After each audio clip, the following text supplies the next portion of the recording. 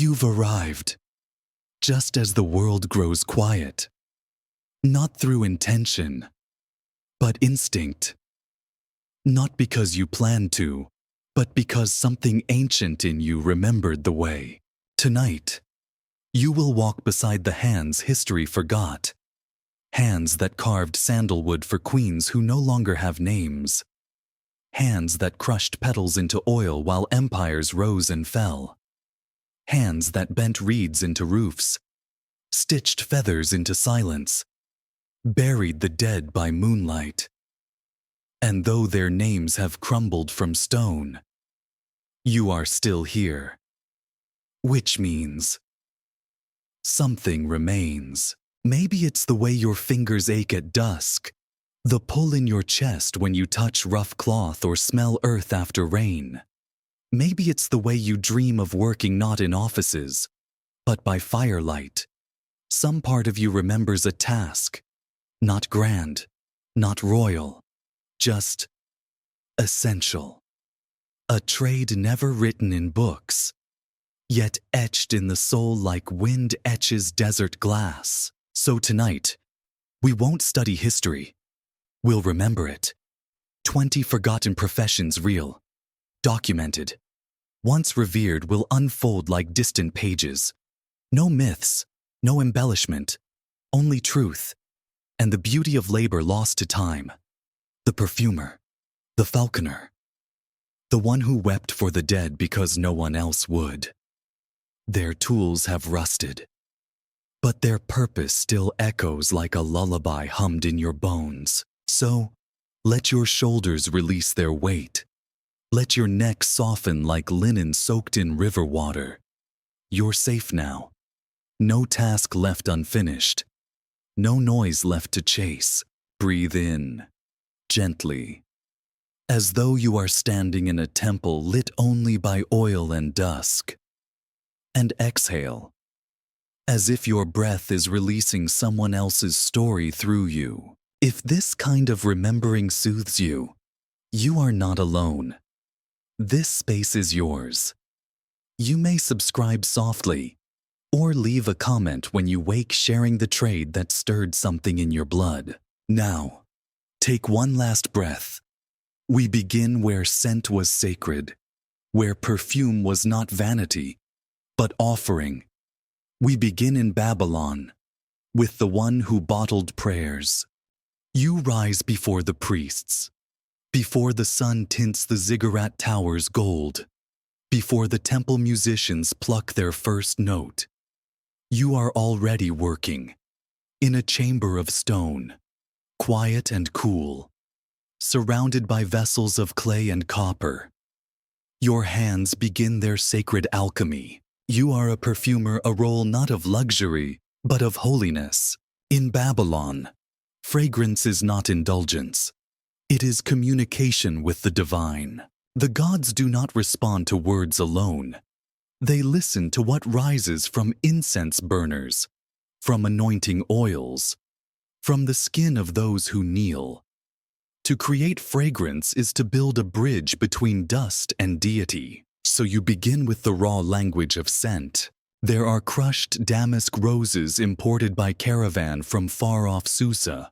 There is labdanum, sticky and dark, scraped from the leaves of desert shrubs. Myrrh, brittle and bitter, traded through long routes from the Horn of Africa. And cedar oil, distilled from trees in the hills of Lebanon, thicker than blood and 10 times more precious. You heat these essences in slow-burning vessels. You mix them with sesame oil or goat fat. You watch for the shimmer that says, "It's ready." This is not chemistry, it is devotion. Perfume, here, is more than aroma. It is memory suspended in liquid. A priest may ask for a scent that mimics a thunderstorm in the desert. A queen may request a blend that recalls her mother's funeral. A merchant might want oil that smells like the inside of a temple. You listen. You watch their eyes. You translate emotions into aromatic equations. Your records are tablets, notebooks carved in cuneiform. One such tablet, found buried in a palace storeroom near modern-day Mosul, lists over 60 known perfumes used in temples and courts across Mesopotamia. Some were simple myrrh and oil. Others, like the one called the fragrance of the gods, used over 30 ingredients. But it isn't just ingredients. It's timing. Some oils must sit beneath moonlight for 7 days. Others must be stirred while a hymn is sung. A true perfumer knows not just the what, but the when and why. You were trained by your mother, and she by her aunt. Women, in this part of the temple, carry the sacred flame of olfactory tradition. Men may dominate politics, but scent belongs to women, especially in the rituals of Ishtar, goddess of love and war. The walls of your chamber are etched with prayers. Above your work table is the oldest one of all. May your oil carry words the mouth cannot say. Sometimes, you think about that phrase as you grind sandalwood. There are days you feel like a translator for people too broken to speak. They come to you with grief, hope, desire, and you bottle it silently. There is a smell for death, a blend of cypress, juniper, and almond oil. There is a scent for new mother's rose, honey, and mint, said to soothe the nerves and keep away shadow spirits. And for war ash, frankincense, and charred acacia, a blend so potent it must be worn only by those who do not fear returning as ghosts. Your favorite, though, is the one called Night Before Rain. It uses rare flowers and roots soaked in water gathered during eclipses. No one knows what it's for, but it always calms the room, as if the world pauses for one slow breath. Sometimes you wish modern eyes could see you. They might imagine you as a primitive apothecary, crushing plants and guessing blindly. But they would be wrong. You are a scientist of the senses, a priestess of memory, an architect of sacred breath. Your formulas are so precise. They were copied across centuries, carried from Babylon to Assyria to Persia, influencing Arabic and Byzantine perfumery for over 1,000 years. When you walk through the temple, even the guards nod. You smell like something holy. Even the king once paused beside you, not to speak, but to inhale. Then he kept walking. That was enough.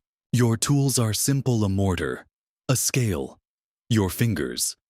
But your power is eternal. For as long as humans desire meaning, they will scent their prayers. And when Babylon falls, when the towers are stone dust, and the rivers change their names, someone will find one of your tablets. They will read the ingredients. They will try to recreate what you made. But they will fail, because it was never about the oil. It was always about the intention. And that only you remember. Now, close your eyes. Inhale, as if through the veil of centuries. Smell the rose, the resin, the shadow of cedar. This was not a luxury. This was a language, a devotion, a dream in a bottle. You were the perfumer of Babylon, and the world still remembers through scent. You wake long before dawn, when even the marmots are silent, and the wind still carries the sting of night. High in the Alps, where the sky wears the color of old bronze and stone sweats with cold, you walk to work with a rope over your shoulder and an axe at your side. You are an ice cutter, a profession as invisible as it is indispensable. You do not sculpt statues. You do not speak Latin. You do not dine in villas. But you bring winter to the empire, and they thank you, not with words, but with coin. Below you, Rome is burning in the sun. Banquets begin before noon. Gladiators sweat in colosseums. In every corner of every elite house, servants wait for the one thing they cannot conjure on their own cold. So you climb, with hands split by wind and nails blackened from frostbite. You climb to the pockets where ancient snow never melts. Here, high above the trade routes, tucked into rock crevices and shadowed basins. Winter still breathes. You strike with your axe not wildly, but precisely. You know how to read the ice. You tap and listen. Thin ice rings like glass. Old ice thuds like the spine of a drum. You dig deep not for snow, but for the dense, blue-black slabs formed over decades. These are not fragile. They are compacted time. Each block cut clean, tied in ropes, and wrapped in straw or fleece the old method. Still best, you and your men quiet. Brown-skinned sons of shepherds form a chain. You pass the ice down from shoulder to shoulder, like lifting prayers to gravity. Sometimes a mule slips. Sometimes a man falls. Sometimes silence is broken by a scream that echoes across the cliff faces and dies before it reaches the valley. But still, the work goes on, because down below, the senator's table waits. There is wine to be chilled, oysters to be packed in shaved snow, doctors to soothe fevers with cold cloths, perfume to be cooled before it touches royal skin. And every block of alpine ice you carry down is a symbol of power. Not everyone can afford it. Only the wealthy, the divine, the favored of fortune. You sell the weight of a season, but you do not complain.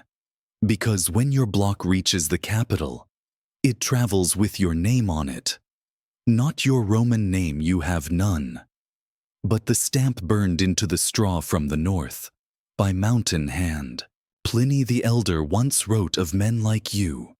In Naturalis Historia, he described the curious use of mountain snow to cool food, to preserve medicine, to sustain heat-weary noblemen.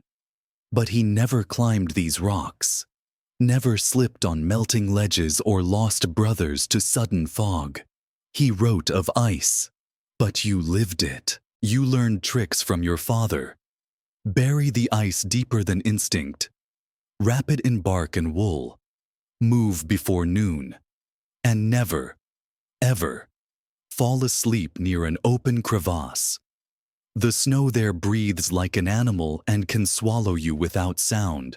Some years, Rome forgets you. The grain shipments flood in. The sea is calm.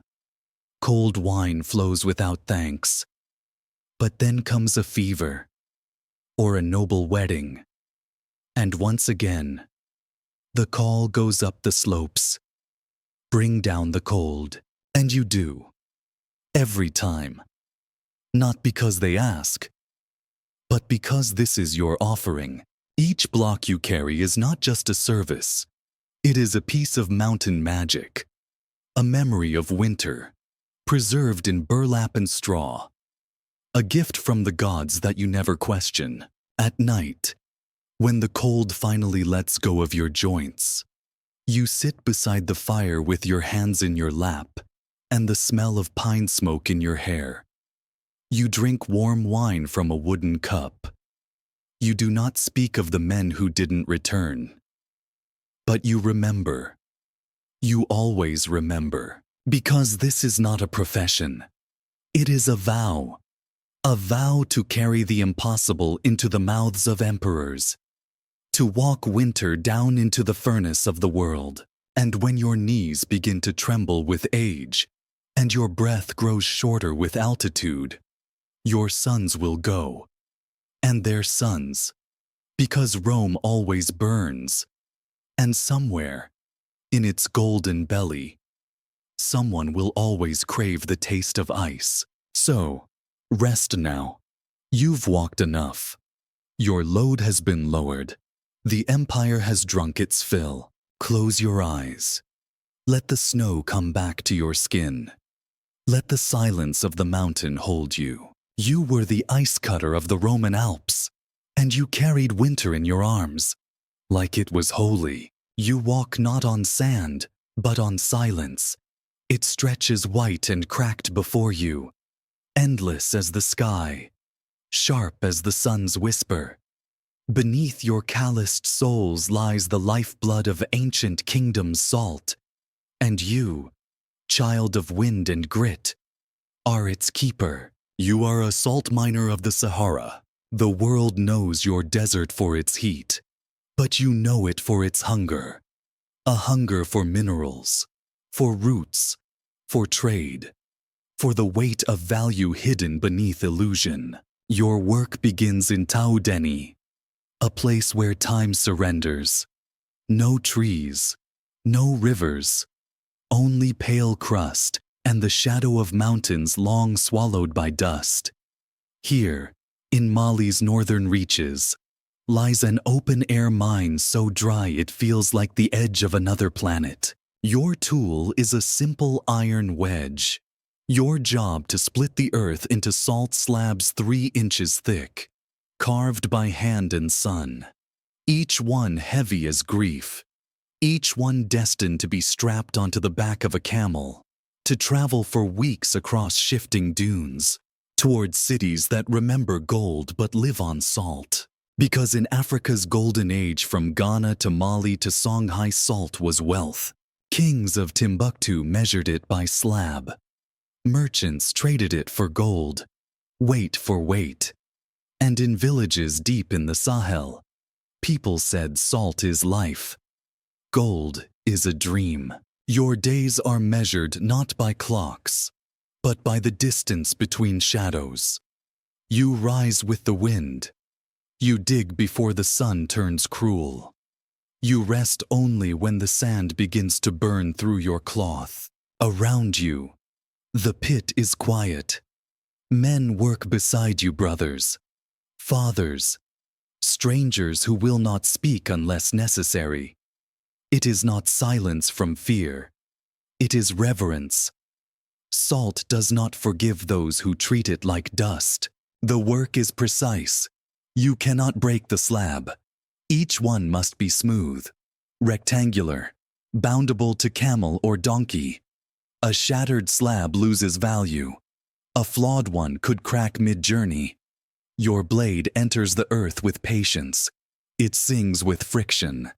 And when the salt gives, it gives like a sigh. You taste the air. It's bitter, metallic.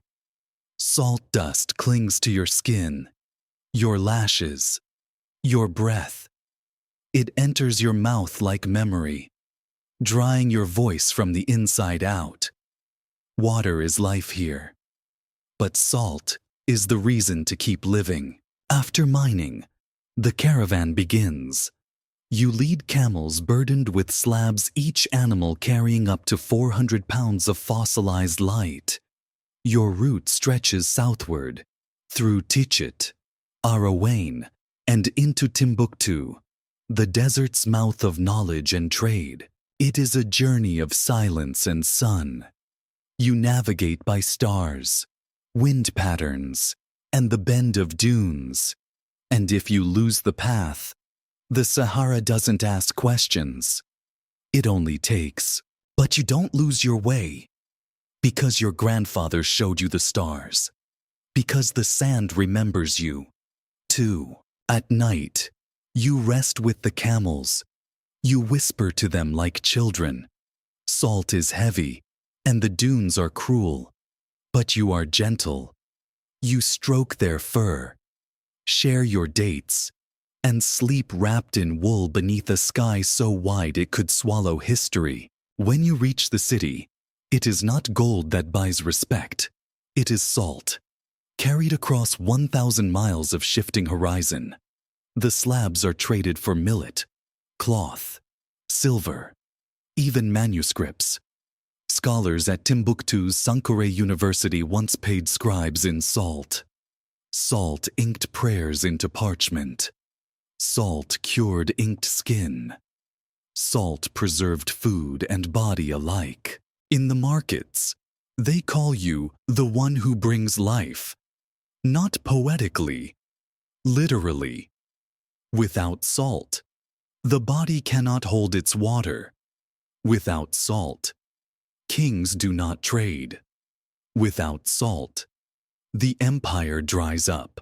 You return to the north lighter in load, but heavier in coin. Your face tanned, your eyes ancient.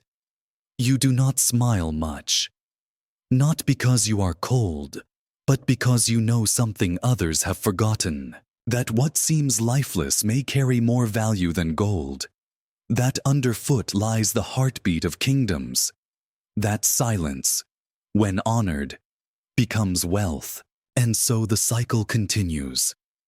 Generations pass, caravans change, empires fall, but still, the white trail across the Sahara glows faintly under moonlight. Still, men walk in your footsteps. Still, salt remembers. So tonight, rest your knees. You've walked far. You've bent time with your back. Let the wind soften around you. Let the sky wrap you in stars. You were the salt miner of the Sahara, and your footsteps, crunched through centuries of white silence. You walk slowly, never rushing, because beauty must not arrive in haste. On your shoulder lies no burden of wood or stone. You carry feathers, but not just any feathers. These are the plumes of the ostrich, white, ivory, brilliant, larger than hands, lighter than prayer. You are the feather courier of Egypt, an unseen but essential link in the empire's ritual spine. You carry what kings wear, what gods demand, what judges dream of. Your work begins at the edge of the desert, in the low golden dunes where ostriches still roam in morning silence. Trackers move without sound. Their work is sanctioned. Ostriches are not hunted for meat. Only the feathers are taken, plucked with reverence, not slaughter. Because in Egypt, to kill what serves the gods is to break harmony. The feathers are sorted by length, symmetry, and brilliance. You know how to hold them without bending the spine. You know which ones belong to crowns, which to fans, which to the priestesses of Hathor, and above all, which feather belongs to Maat. The feather of Maat is not decoration, it is judgment itself. Every Egyptian knows the scene.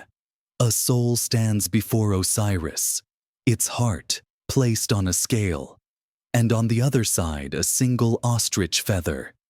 If the heart is heavier than the feather, it is unworthy. It is eaten by Ammit, the devourer. If it balances, then the soul is free. So you carry not only fashion, you carry the symbol of cosmic order, balance, truth, integrity, all embodied in this simple plume. In the court of pharaohs, feathers are used in royal fans, long-handled and bejeweled, waved behind the ruler during procession. In tombs, feathers appear in paintings attached to crowns, staffs, and even chariots. In festivals, the highest dancers wear collars woven with white plumes, moving like wind. Your role is to deliver these feathers, sometimes across cities, sometimes across miles of desert, from the weavers to the priests, from royal artisans to the palace gates. But it is not just transport, it is ceremony. When you walk in linen simple, unadorned. The feather must shine brighter than you. The feather is not yours. You are its steward, and you never drop it. Not because it will break, but because it must not touch the earth. Once, a young courier dropped a feather in the Nile mud. He wept beside it, not from punishment but from shame. He knew the gods do not measure errors. They measure reverence. Sometimes, The feather is too long for your arm, so you hold it with both hands, upright. Villagers along the path bow slightly not to you, but to the image it carries. Children point. Old women nod. They remember the weight of symbols. You've delivered feathers to the tomb of Ramses, to the temple of Luxor, to the hands of queen priestesses who wept silently before rituals of harvest and flood. At night, you lay the feathers on carved stands. You clean them with reed combs and oils from blue lotus. You sleep beside them.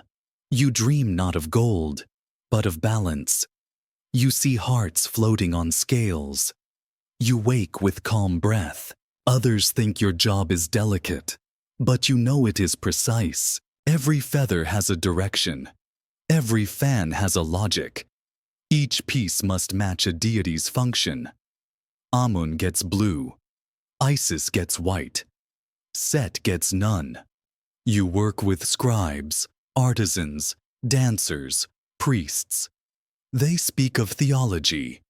You speak of alignment, tone, airflow, and durability. You know that one broken quill can ruin a ritual, that the wrong feather on the wrong crown may be read as divine disrespect. In later centuries, the Romans will imitate the style.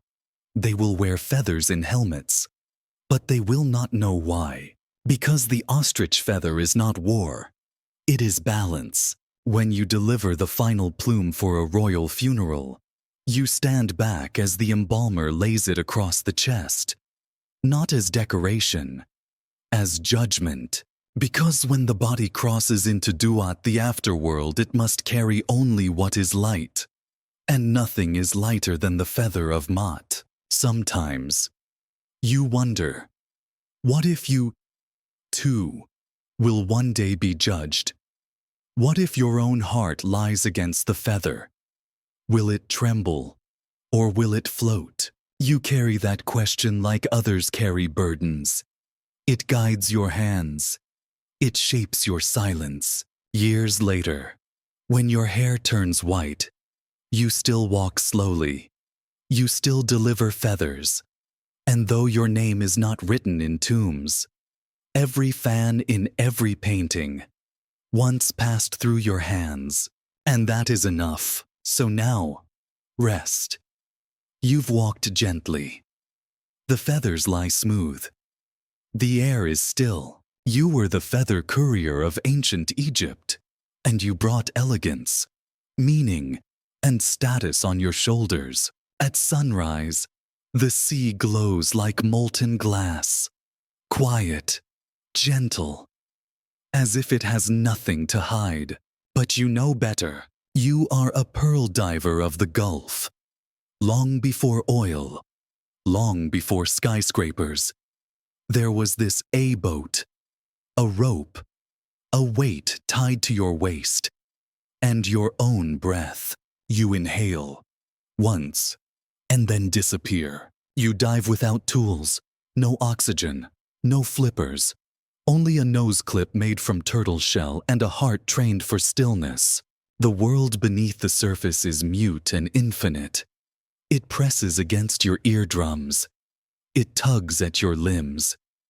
It asks, how long can you belong to me before you come up? In the silence below, you reach the oyster beds. Their rough lips cling to coral and silt. Some are empty. Some hold grit. But just some contain pearls. Small, round, imperfect moons, formed by time, pain, and patience. You cannot see color down here, only shadow and light. You gather fast 10, 20, 30 oysters before your lungs scream. Then you tug the rope. Your hauler pulls you up like memory from sleep. The first breath is fire, but the second is music. You pass the oysters to the al-Tajir, the trader. He opens them with a curved knife. Most yield nothing. A few hold milky fragments. Once in a while one glows. That is your hope. One pearl could feed your family for a month, or break your back for nothing. But you do not complain, because diving is not a job. It is a calling, a rite passed from father to son, from sea to soul. Your body tells the story. Wrinkled fingertips like dried date bark, burst blood vessels in your eyes, eardrums that ache in the quiet, a cough that never truly leaves. Some divers never come back. A current shifts, a jellyfish stings, a rope snags, and the sea keeps what it takes. But you dive again, because the ocean gives in whispers, not shouts. You work on a dhow, a wooden boat made by hand, tarred with fish oil and bound with rope instead of nails. Its hull is narrow, its sails triangular. It rocks like a cradle when the winds are soft. It screams like a widow when the storms come. During peak season June to September, you spend weeks at sea, sleeping on deck, eating dried fish and dates, drinking tepid water from goatskins, singing sea shanties at night to soothe the body, to calm the ghosts. There are no maps. You navigate by stars, wind, and memory. Some beds lie off the coast of Qatar, others near Bahrain, Oman, or what is now the UAE. Your ancestors knew them all. The Gulf waters were the richest in the world, and the pearls you gathered found their way to Mughal emperors, Ottoman sultans, Parisian collectors. Tiny drops of sea wisdom traded for silk, gold, and stories. And yet, your name was never carved into ledgers. The traders profited, the royals sparkled, but you remained barefoot, sunburned, quiet, still. You are remembered, because in every polished pearl is a moment of your breath. In every necklace worn by a queen is the echo of your silence. You do not speak much. You let your hands tell the story. Hands that open oysters with reverence. Hands that grip rope with bone-deep instinct. Hands that know how to cradle something fragile, round, and full of waiting. At night, you dream not of riches, but of the deep, the hush, the moment your body forgets gravity, the moment the sea accepts you. Sometimes, the young ones ask, "Why do you still dive?" And you say, "Because some treasures must be earned with breath." And even when oil changes the land, even when the diving slows and the dhows retire, you still walk the shoreline at dawn, looking for shimmer, listening for a call, because even now, the sea remembers you. So rest. Let the waves rock you. Let your breath be slow. Let your bones remember water. You were the pearl diver of the Persian Gulf, and you disappeared beneath the blue, holding only your breath. And fate, you are barefoot on the dhow deck, standing quietly before the sea. The wind of the Gulf smells of salt and old stories, thousands of them layered like mother of pearl in the shimmering shells you seek. Beneath your sun-darkened skin and calloused feet is a history far older than oil rigs and skyscrapers, older than maps. You are a pearl diver, and the water knows your name. The summer heat is unbearable, but it doesn't matter. Today, you will dive 100 times. You tie a stone to your waist to sink faster. You wrap your fingers with tortoiseshell guards to avoid getting sliced by oysters. A leather nose clip pinches your nostrils shut. You close your eyes for a moment. Then you fall into the quiet, into the dark, into the womb of the world. Down here, time folds differently. The silence is thick and slow. You grope along the seabed, sweeping your hands through the sand, feeling for rough lips the ridged edges of oysters. You move quickly. There's barely a minute of air in your lungs. If you stay too long, the sea will keep you. Above, your shipmates count seconds. They pull when they sense your tug the signal you're ready to return. You break the surface gasping, your eyes bloodshot, your chest burning, your hand clutching a sack of oysters that may or may not contain a single pearl. Most won't, but that's the game. For every 1,000 oysters, perhaps one pearl, and if you're lucky, just once a lulu. The flawless, luminous gem that feeds an entire village and earns a song in your name. The pearl isn't just treasure. It is memory, prayer, dowry, survival. It is beauty pulled from the mouth of death. You do this for months. The diving season, known as the Gauss, runs from June to September, the hottest, cruelest stretch of the year. You dive 10 hours a day. You eat little. You sleep on deck under the stars. Salt sores bloom across your skin. The sea sings to your bones. In your small Gulf village, Bahrain, Qatar, Oman, or the Trucial coast, your family waits. They wait for your return, or for word of your body washing up somewhere far away. There are no guarantees here. The sea gives, and the sea forgets. But pearl diving is more than danger. It is devotion. It is rhythm. It is communion. It is your grandfather's story and his grandfather's before him. It is the lullaby of your people sung in the language of breath and water. Back on the dhow, you sort your oysters under the sky. One by one, you pry them open, eyes hopeful, hands raw. Sometimes there's nothing, sometimes a glint, a whisper of white, a seed of the moon. You don't sell these pearls yourself. That belongs to the tajir, the wealthy merchant who owns the dhow. He loans you money at the start of the season for your family to eat, and you repay him with your body, your lungs, your skill. If the season is good, he takes his cut, and you receive just enough. If it's bad, you return home in debt. Yet still, you dive.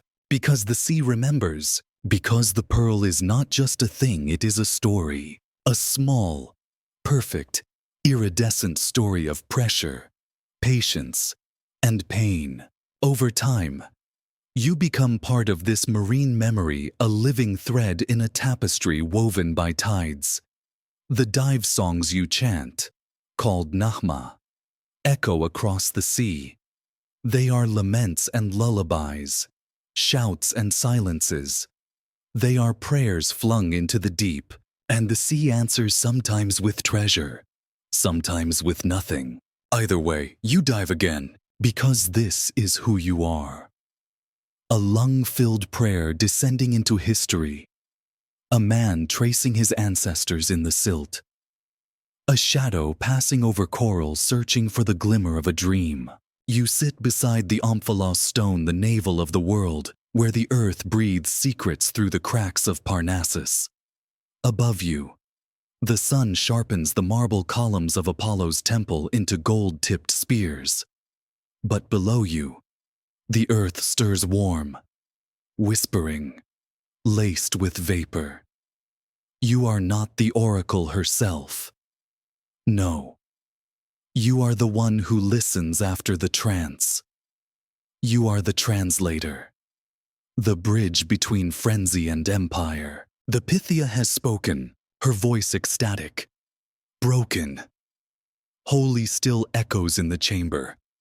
Smoke still curls from the cleft in the rock, and her eyes, half closed, are turned inward, as if watching stars collapse behind her eyelids. She has returned from wherever she was, some trembling place between earth and sky. And now she is silent.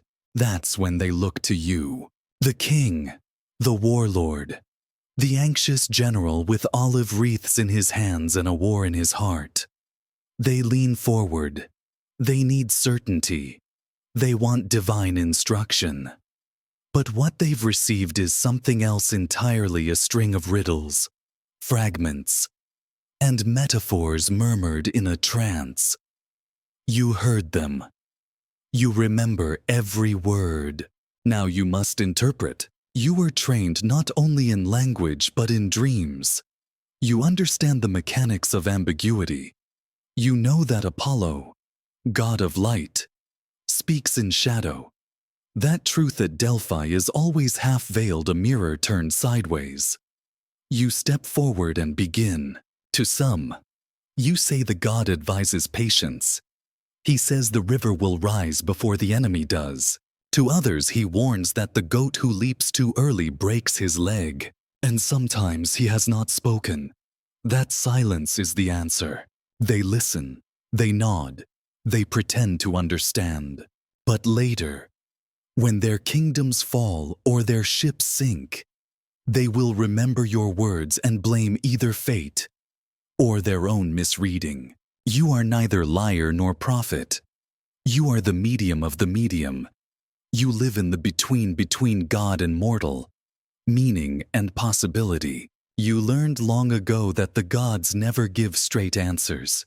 They offer edges, glimmers, gestures, and you, with a calm voice and practiced gaze, turn chaos into counsel. You are not just translating Greek, you are translating reality. It is said the oracle at Delphi shaped the fate of empires. But it was often your words that tipped the scale. Your phrasing, your chosen metaphor, your emphasis on one part of the riddle over another. In that delicate moment when a king's hope hangs on your breath, you become the axis. But you are not divine. You are human. And when the crowd disperses and the temple quiets, you are left with your own riddles, your own silent prayers, your own nights staring up at the stars, wondering if you misread the gods. And yet, you return each morning. You climb the sacred slope. You cleanse your hands in the Castalian spring. You greet the olive trees like old friends. And you wait for the smoke to rise again.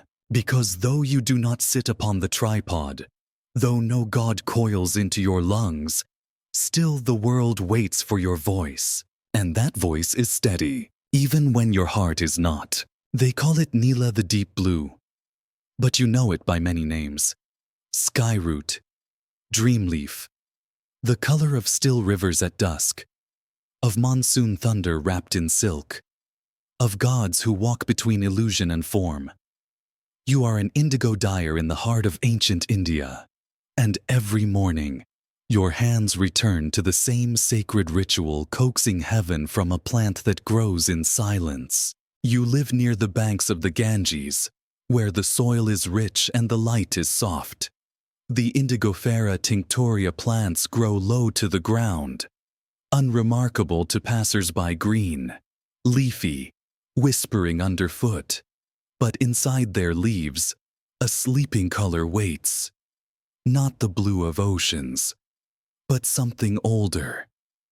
Something that remembers when the sky first dreamed of being blue. You harvest them gently. The sun hasn't risen yet. You move barefoot across damp earth, careful not to bruise the leaves too soon. Timing is everything. Too early, and the color is pale. Too late, and the leaf turns bitter. You know this, like you know breath. This is not science. This is memory passed through fingers. From mother to daughter, father to son. Through thousands of hands before yours. In your courtyard, large clay vats wait deep, wide, and still warm from yesterday's sun. You begin the fermentation, feeding the vats like living creatures. The leaves steep in water, and you wait, stirring slowly. Days pass. The smell changes from sweet to sharp, then earthy, then something close to thunderclouds. The air grows heavy with it. The village children wrinkle their noses. But you smile, because you know what's coming. You draw out the liquor, the blue rich water from the vat, and pour it into a second container.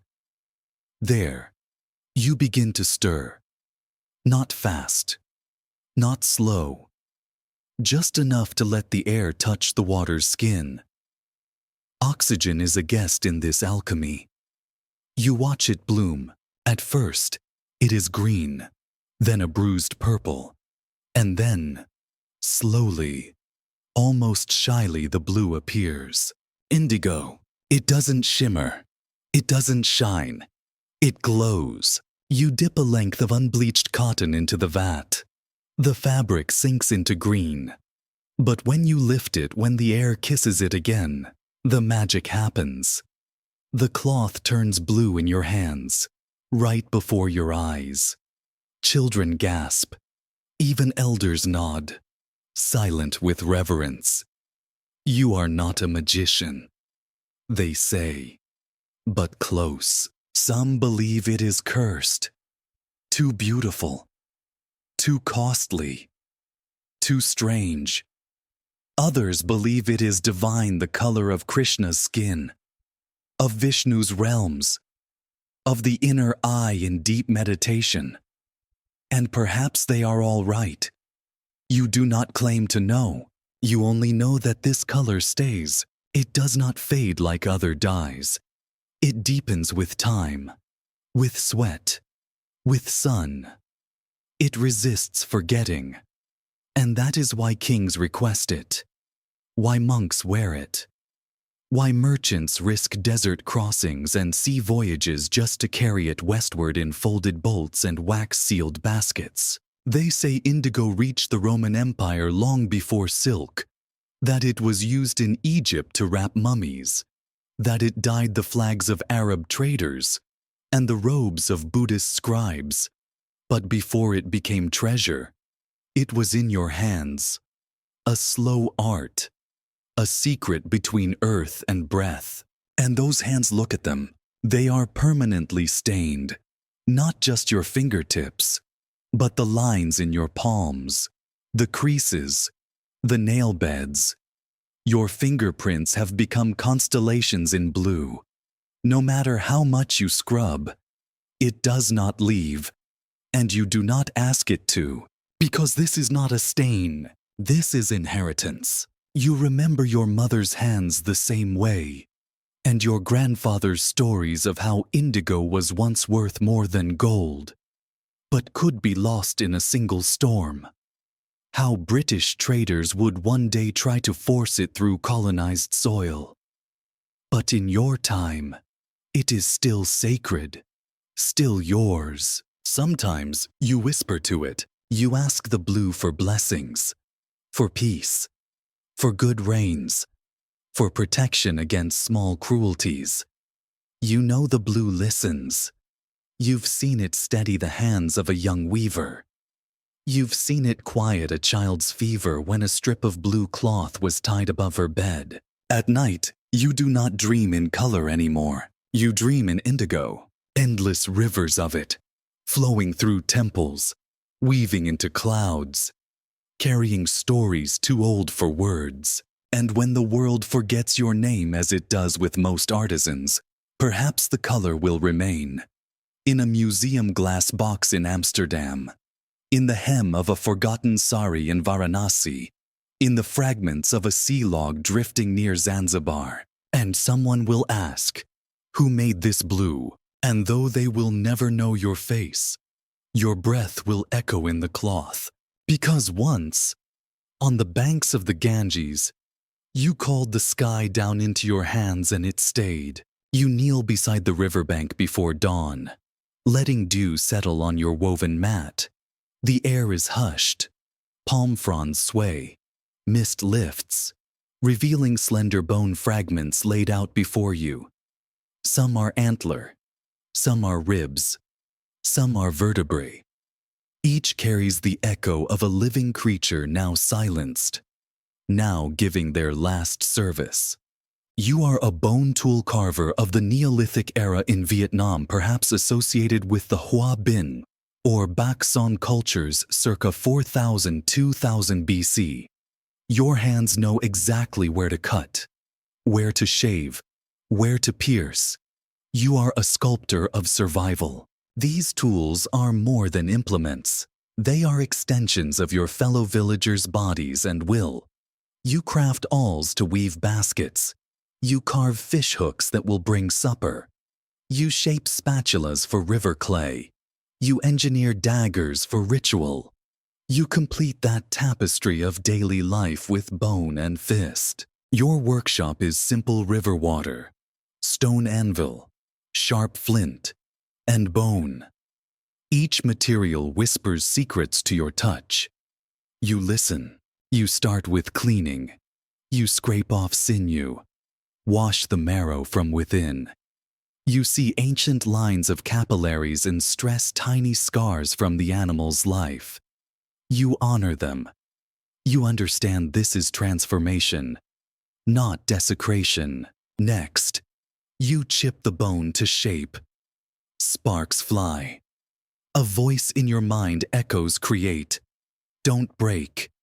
You use soft flint to rub edges smooth. You don't rush.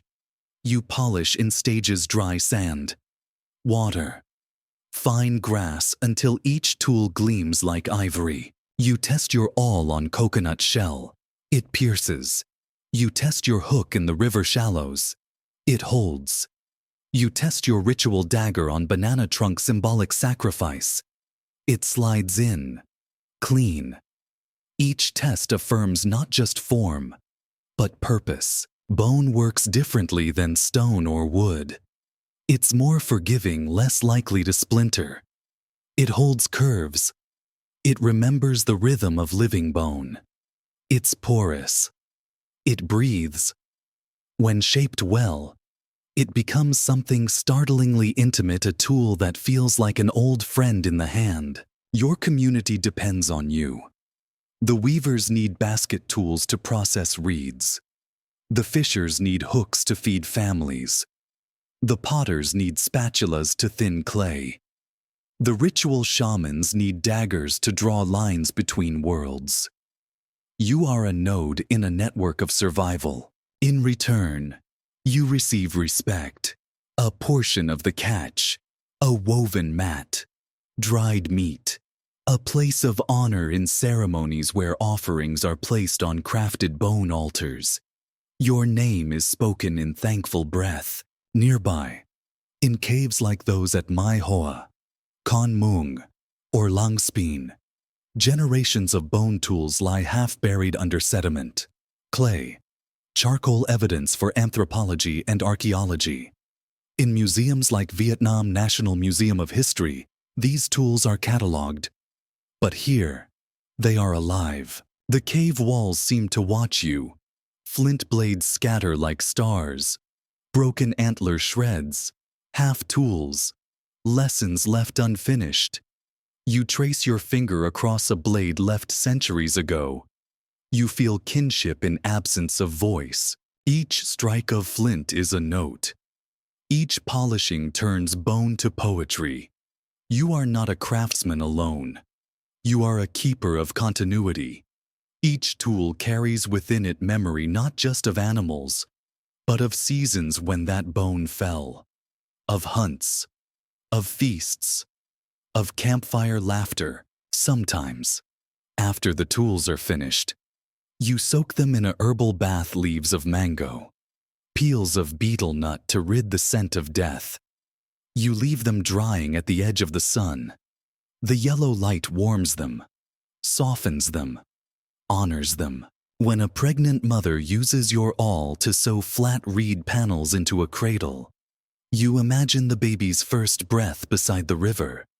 When a fisherman hauls his boat for market, you feel the weight of the day. That's your connection.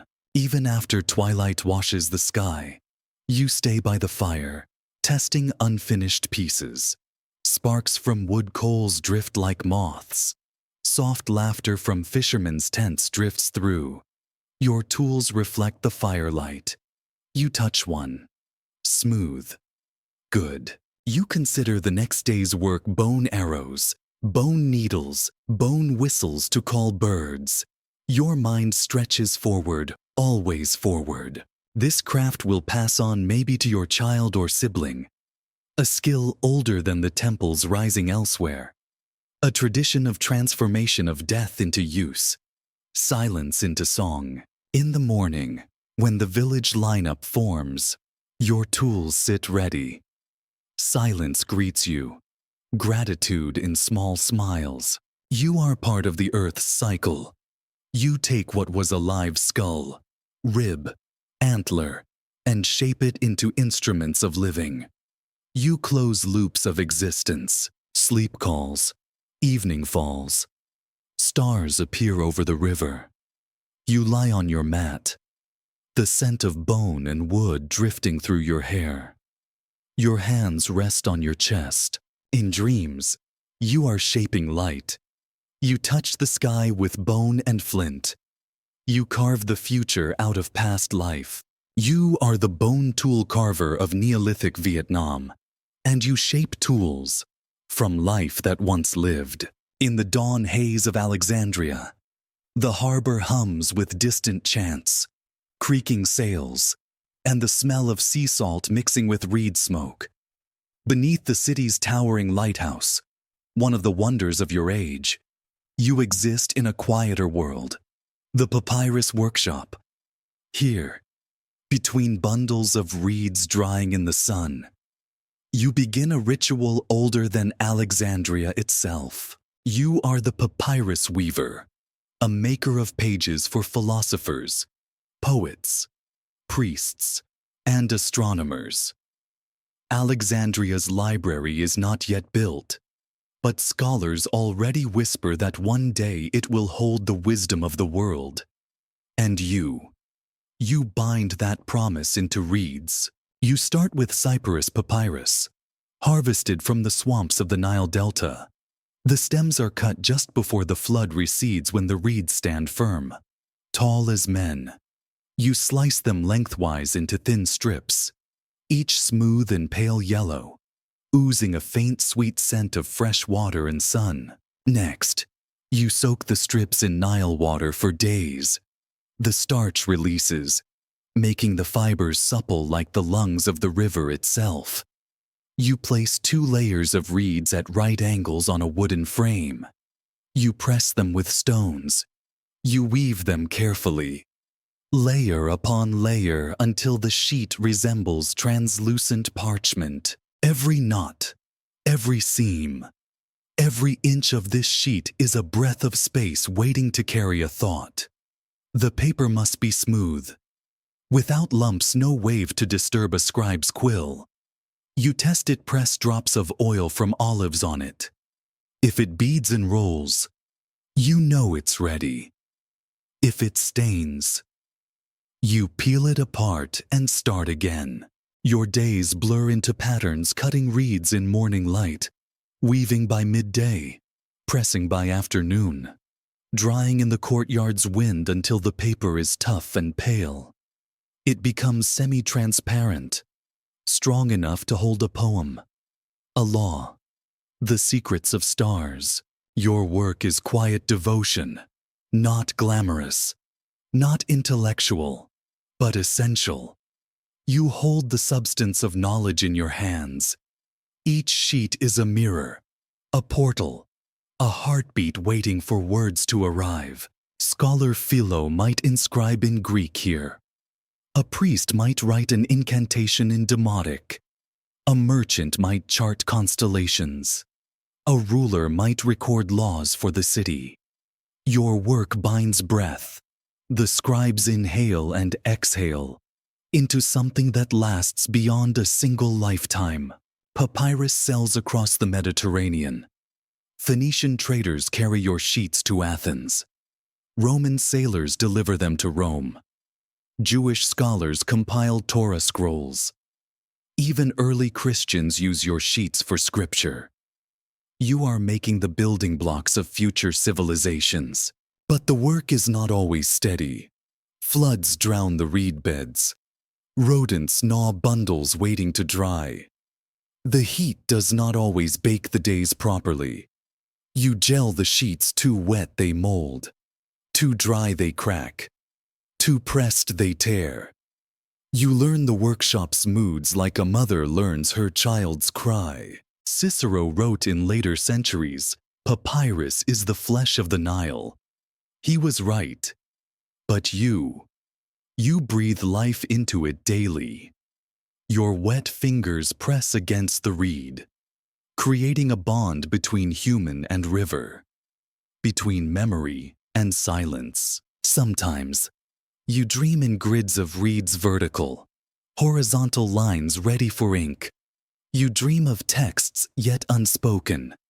You dream of the manuscripts stacking like boats in the dry courtyard, gliding toward new minds. Your hands are strong.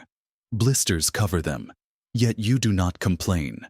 A single sheet takes half your day, but every sheet is a miracle, flat, strong, light. Every sheet can carry the next big question. What is the nature of the soul? How tall is the sun? When must we mourn our dead? How do we bind our city? You have never gone to school.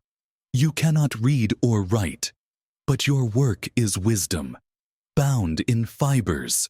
Without you, words would vanish with breaths. Every so often, a traveler brings you a stranger reed from Nubia or Cyrene. It smells different. You test it. You wonder if papyrus has families, like people.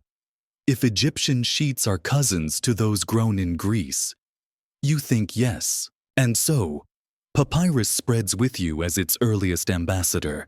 At night, after the sun has dried the final sheets, you lie on your mat and listen to the seagulls across the harbor.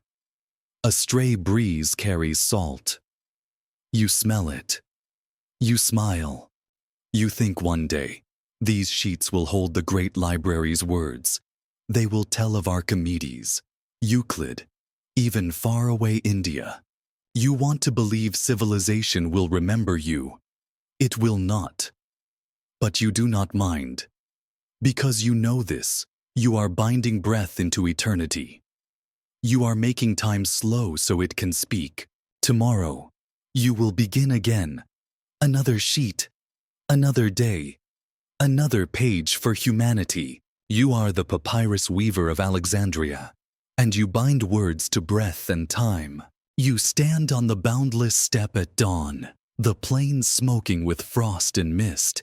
Your horse's breath puffs like small clouds. The grass whispers under hoofbeats. In your leather glove rests a young eagle, its wing heavy with quiet power. Its yellow eye is fierce as flame. You do not need words. It knows you. You are a falconer of the Mongol steppe, a rider, a wrangler of skyborn hunters. For centuries, your kind have ruled these grasslands, not with sword alone, but with talon and feather.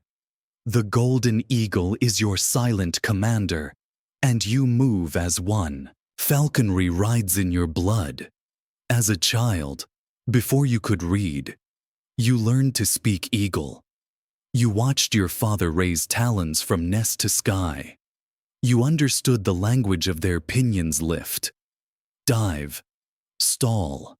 You learned patience, stillness, trust.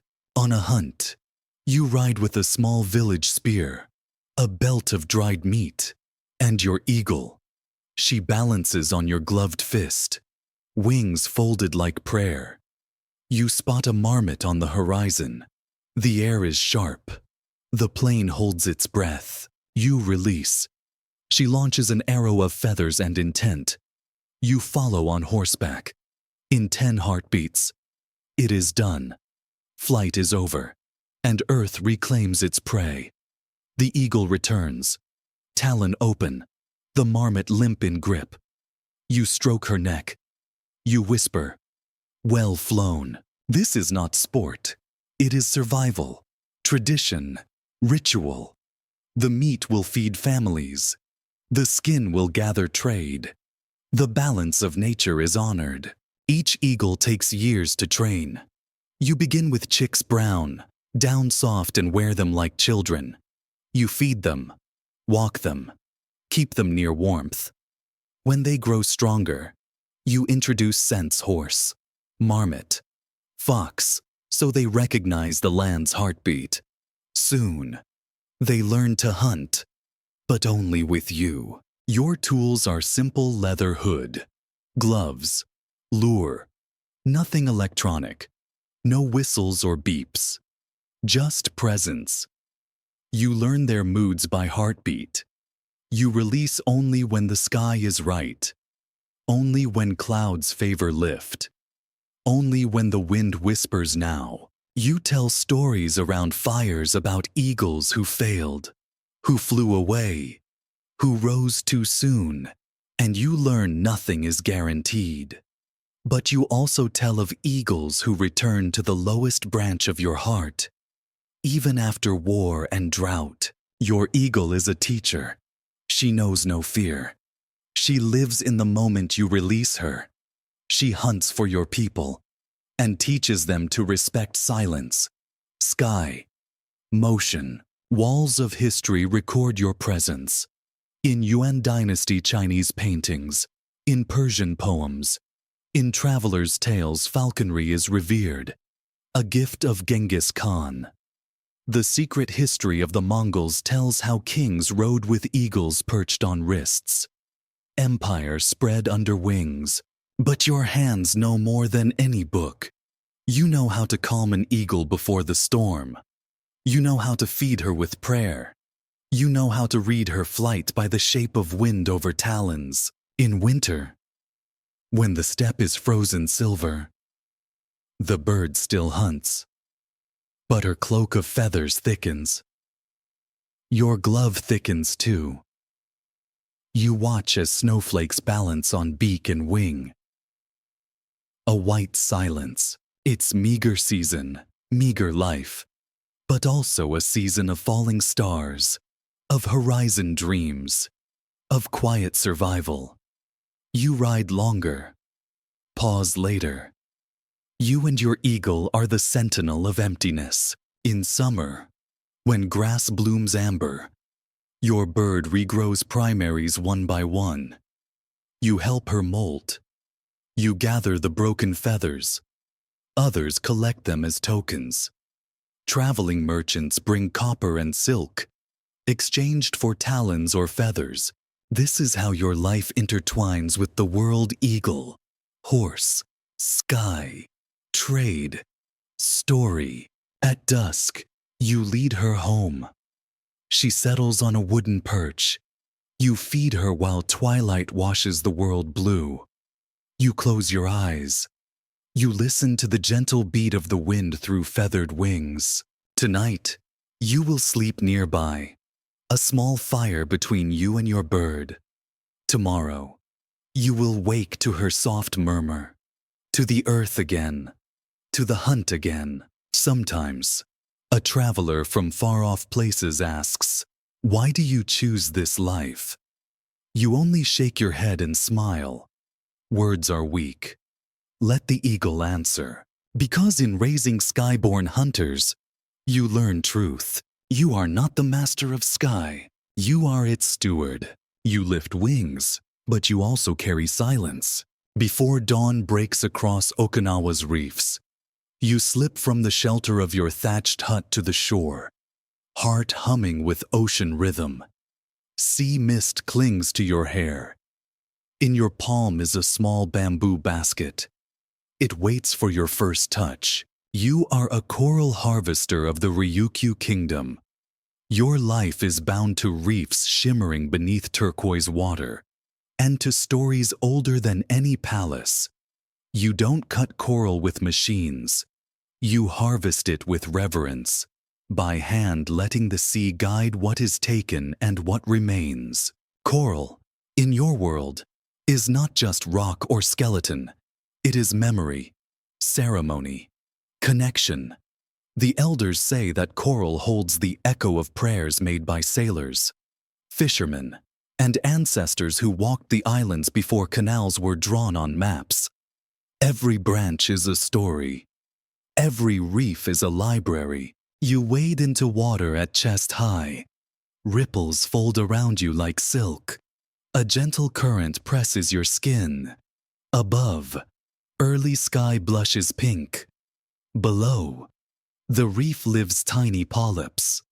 Fish darting silver and gold, and coral shaped like antlers that breathe with wild color. You slow your breathing controlled, rhythmic. You reach beneath the waves and stroke branches, searching for pieces that are loose, bone thin, ready to return to shore. You never take what is still deeply rooted, or entire branches strong and whole. That would be theft, not harvesting. You choose fragments, detached by storm, stepping lightly on sand and rock. You hold them, lifting one in each hand. Their weight is memory heavy. Your fingers brush over tiny ridges and pores, feeling the geometry of life's creation. You whisper, "Thank you," and place them gently in your basket. Each fragment has its purpose: a red branch for ancestor altars, a white piece for fishhook decoration, a tiny spiral for funerary offerings. Some will be carved smoothed into ornaments to wear at harvest festivals, or water offerings at shrines. Others will be left unaltered, left as gifts to the sea god. Uminchu, you move across the reef, gentle as a heron. Fish do not flee. They seem to know your hands are careful. You never make noise. You hold breath when arrows of light tremble in deeper water. It is a dance between life and remembering. Your tools are minimal: a small wooden chisel, shell knife, wide straw basket. You wear a cloth tunic dyed from local plants hibiscus, mangrove bark so bruised coral doesn't stain your skin. At midday, you return ashore. The basket is half full, not by greed, but by design. Enough for ritual, enough for crafting, enough for food offerings, but never too much. In your shrine, a simple wooden altar, you lay out the coral on silk cloth. You arrange them by shape and color. You run your fingers over each piece. You remember where you gathered them. A stormy night last month near Zakari Reef. A far current near Kudaka Island. Every fragment is a coordinate in a map of history. Nearby, boat builders carve dugout canoes. Weaver bathers braid strands of hibiscus. Fishermen mend nets. You are part of this shared rhythm, murmured in Okinawa's language and salt air. When a festival approaches Hamaori, the sea-bound rite, you present another fragment at the shrine. You bow your head. You place it with care. The village priest whispers thanks to the sea. You step back as incense curls toward sky. Villagers pass by. They feel memory. A grandmother might say, "This piece came from the reef I swam in as a girl." A fisherman might touch one and remember his first boat. A child reaches to hold a spiral and imagines ancient seashells singing. Some pieces go to artisans. They carve combs, hairpins, netsuke. They hold coral to golden metal, shaping earrings. The coral becomes woven into daily lives. Brides wear coral in their hair at weddings, believing it will bring life and protection. Tefarashi, the fishermen, hang coral on boats to whisper blessings on each voyage. You do not profit. You share, because coral without story is just limestone, and collectors without context are thieves.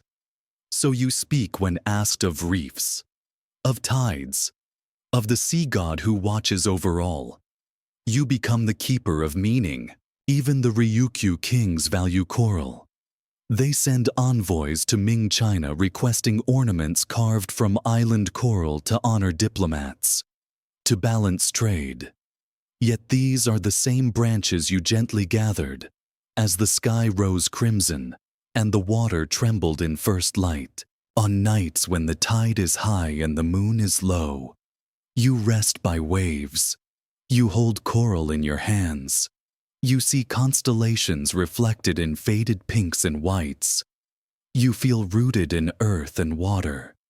You feel kin to creatures you will never see, the polyp ancestors of this reef. Sometimes, a storm uproots entire gardens of coral. You dive afterward, gathering larger fragments. You don't resent Neptune's fury, you know storms refresh the sea. You believe that each broken piece that you gently salvage holds new stories to tell. Your life unfolds like segments of the reef, fragile, resilient, layered. You carry history in your basket. You carry meaning to your people. You carry the silent promise the sea will remember if we remember respectfully. Tonight, after the last fragment is placed at your shrine, you lie beside the ocean. Wave hushes your sleep. You dream of living coral glowing in bioluminescence near Kudaka atomic depths. You dream of your hands, tanned and creased, gently shaping bone of the sea. In dreams, the coral floats behind your eyelids, like ghosts singing. You wake before dawn. You rise again. You are the coral harvester of Okinawa, and you gather bones of the sea to keep stories alive. Before dawn spills into dusty rooftops, you stand before the Atash Baram, the victorious fire, in the heart of the Persian fire temple. The flame burns within a bronze cauldron, fed by melted sandalwood, frankincense, and fragrant resin. Its light is more than luminescence, it is cosmic presence. You are the fire keeper, the silent guardian of that presence. Your duty is eternal. The fire must never die. You learned this from your father, who learned it from his father, traced back through millennia. Your lineage is carried in the hush between flame and breath, in the soft ritual of Jashan prayer offerings you perform each day.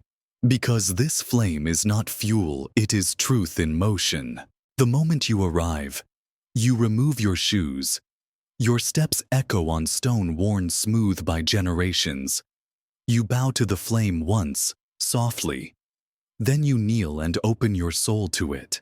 You begin with tongs, simple tongs of silver, kept polished by your ritual. You lift a glowing ember. You offer sandalwood sticks and sprinkle drops of ghee. Each addition is a prayer. Each whisper sings praise to Ahura Mazda, the wise Lord. You do not speak. You listen. You listen to how the flame crackles. You learn when it's thirsty, when it's slow, when it's angry.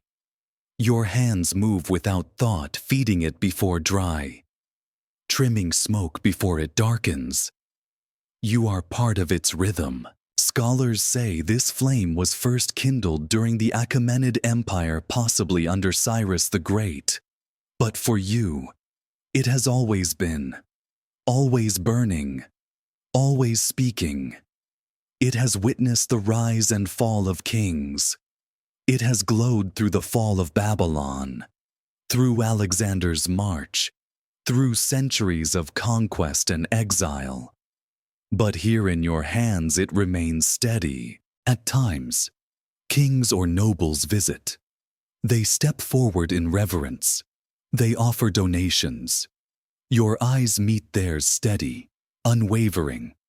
They see not your face, but the flame within, and are reminded of something older than dynasties. Treasure is not measured in gold, but in continuity. Between rituals, you maintain silence. The temple walls are etched with prayers. They record the names of ancestors, those who helped tend the flame. Every name is a rhythm in the chorus of embers. You trace them with a fingertip.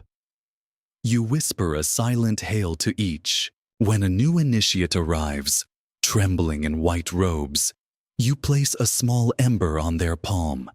Their eyes hold fear of flame, of truth, of responsibility. You only smile and step back. At noon, the community gathers. Offerings of rice, barley, and milk are placed near the fire. The priest prays. You watch the flame receive them softly, steadily, without rush. The gifts burn to smoke, ascending through small holes in the temple's roof. You know the incense carries message, intention, blessing past your line of sight into the cosmos. A priest once told me the fire is like the soul of the world.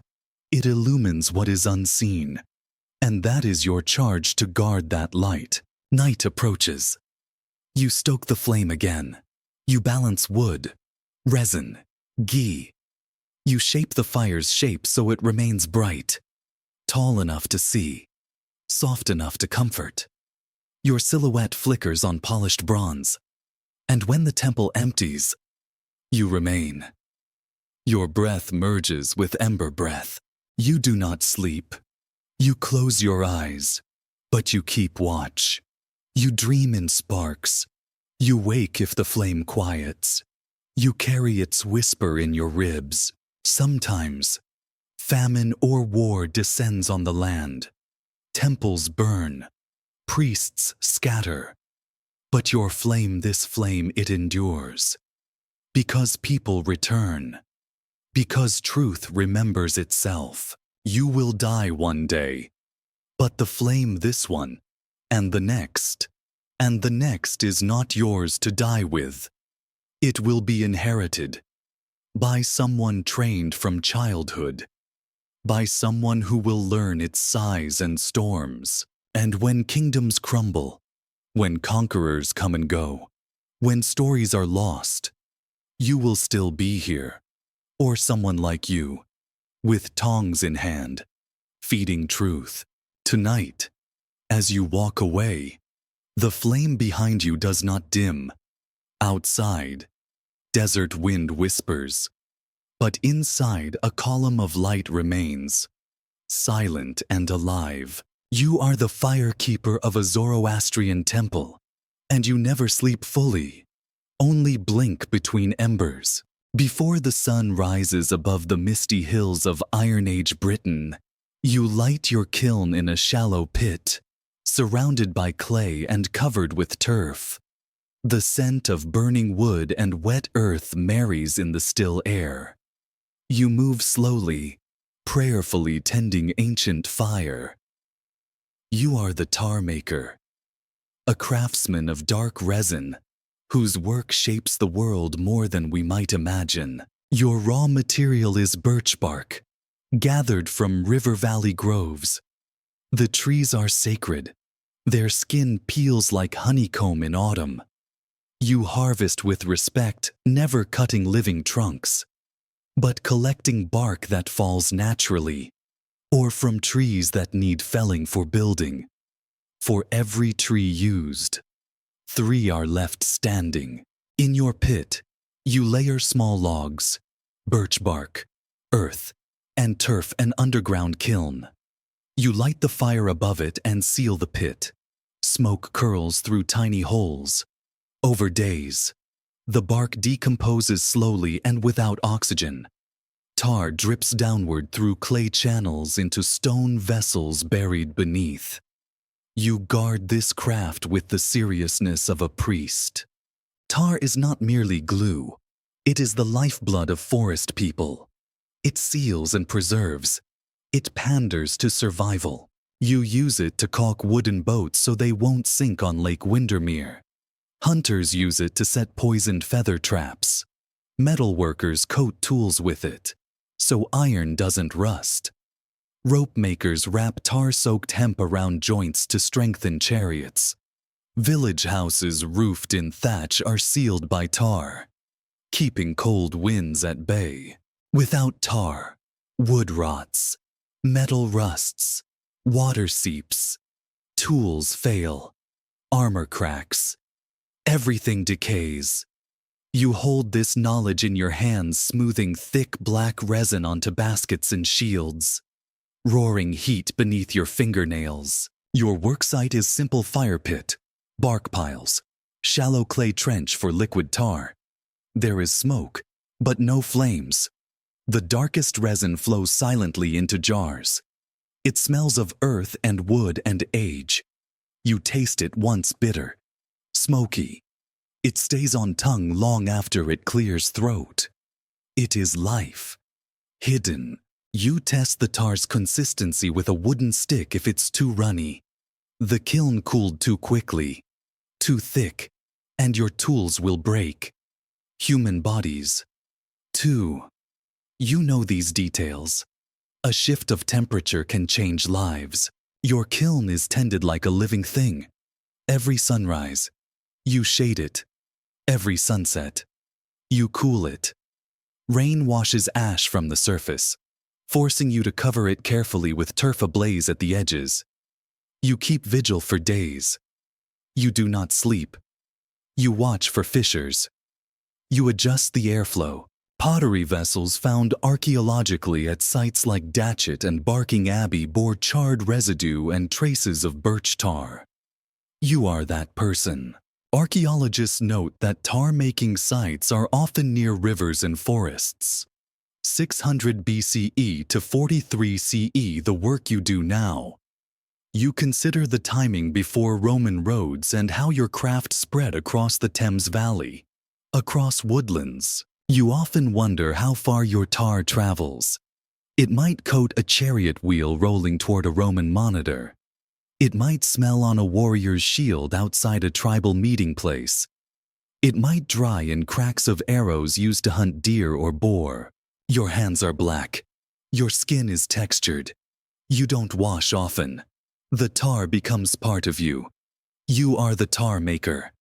You are bark, kiln, pit, river, tool. Villagers respect you. They bring donations, honey mead, animal fat, sharpened flint, fresh wool to thank you. Not for wealth, but for the seal of survival. For wood that doesn't crumble. For water that stays dry. For fire that doesn't die. You are known only by profession. Your name is secondary, but that doesn't matter. Tar must not fail. Just like a story of survival. In your workshop, you hear distant echoes, war horns from tribal gatherings, cattle lowing, children learning folk songs. You are close to home. You are part of their lives, woven into daily survival. Once, a traveler from across the sea, Roman or Gaul or Belgic, visited. They smelled tar and nodded. They understood. They offered coins. You nodded back. Recognizing their respect is not coin-worthy, but movement-worthy. You exchange bark for their iron chisels. At night, after the kiln is cold and jars are sealed, you sit by embers. Steaming tar in your presence is memory. It reminds you of midwinter hunts, of pig roast fires, of hearths that will now be themselves warm and bright. You reflect on the forest you walked this morning. Birch trees still standing tall. You imagine centuries from now, when scholars in white rooms will dig your jars from earth and wonder who made this. Their test tubes will confirm birch. Their notes will mention carbon-14 dates. Their footnotes will nod to Iron Age tar making. Will they know you? No. But perhaps they will trace lineage to resin-based shipbuilding, to leather preservation, to early adhesives that built civilizations, to tar roads in Roman cities. They will be connecting dots. You will be one. Tomorrow, the kiln must be relit, the pit visited, monitored, sealed. The tar must flow. Your hands wrap around bark. Smoke clings to skin. Your eyes know what cannot be seen, time held in pitch-black resin. You are the tar maker of Iron Age Britain, and you boil ancient trees until they weep black gold. At sunrise on the windswept ridges of Hawaii, you stand barefoot on cool volcanic rock. Moanalo and iiwi birds flit in branches above, their feathers iridescent like tiny sunset flames. In your hands, you hold a glossy reishis, the backbone of a feather, its tip still tender as morning dew. You are a feather cloak maker, a crafter of ahu'ula, the royal capes that shimmer with status, mana, and power. Featherwork is not mere decoration. It is a living tapestry of connection to chiefs, to gods, to land. Each cloak binds your skill to lineage, your attention to ritual, your soul to island winds. Your work begins long before this moment. Hunters have collected feathers from birds captured, native and migratory, from forest canopies. The red ihiwi, yellow mamo, and black-masked oo offer particular colors. Their bodies are returned to nature. Only feathers are taken, in strict sacred protocol. You treat them as talismans. You hold them with reverence. The weaving begins in your workshop, a simple hail of thatch and coconut limb beams. Inside, light filters through woven mat walls, and the air smells of kapa cloth and roasted kukui nuts, used to soften feathers. You sit cross-legged on the ground, frame of kawila wood laid across your lap, strings pulled taut between bone needles. Feathers are sorted, reds in one pile, yellows in another, blacks in a third. But each coloration is nuanced, some darker, some lighter, some tinged with sunset. You feel the texture beneath your palms and nod. These are the ones. You tie each feather individually to fine Olena red cord or plain sinew. Over centuries, each knot has been perfected to secure strands of feathers so that the cloak moves as a shimmering wave when worn. The process is hours, days, weeks, months. You do not measure stitch count. You feel it. Ancient Hawaiians believed feathers were living extension of the bird's life force, kapu. Sacred. When worn by a high chief, the cloak became a repository of eagle's vision, hummingbird's agility, forest's whisper. The cloak was his second skin, both shield and symbol. Each day, you work in silence, only the whisper of weaving and bird calls entering your world. No laughter, no gossip, just rhythm. Your hands know temperature, torque, balance. You speak only when checking an alignment or requesting a particular color. Your mentor taught you that Hawaiian leis of feathers were worn in sets. A red cloak signified war or rule. A yellow cloak signified celebration or ancestry. A mixing cloak, dark and light, signified balance, lineage, prophecy. This cloak you now weave is destined for a coming ceremony, a funeral of a high chief at Mauna Alii. You remember that when warrior eyes see this cloak, they will see her victories in its colors. When children learn its lore, they will learn to respect mana. When foreign visitors see it, they will tremble at the depth it represents. Moonlight sometimes guides your night work. You sit by the open door, weaving by lamplight, while the surf thrums in the distance. Your sweat drips onto feathers. The smell is sweet salt, oil, warmth. You pause. Let the breeze lift a line of feathers. It flutters like a wave. You smile. The cloak grows heavy beneath your arms. Soon, the frame is full. You step out to stretch. On the ground, footprints of elder bones and volcanic glass lie a reminder that your art is rooted in island itself. When the cloak is finished, you carry it to the hail of the high chief. It takes 4 men to lift it, and even then, it seems to have its own weight of history, of mana. You watch while he dons it.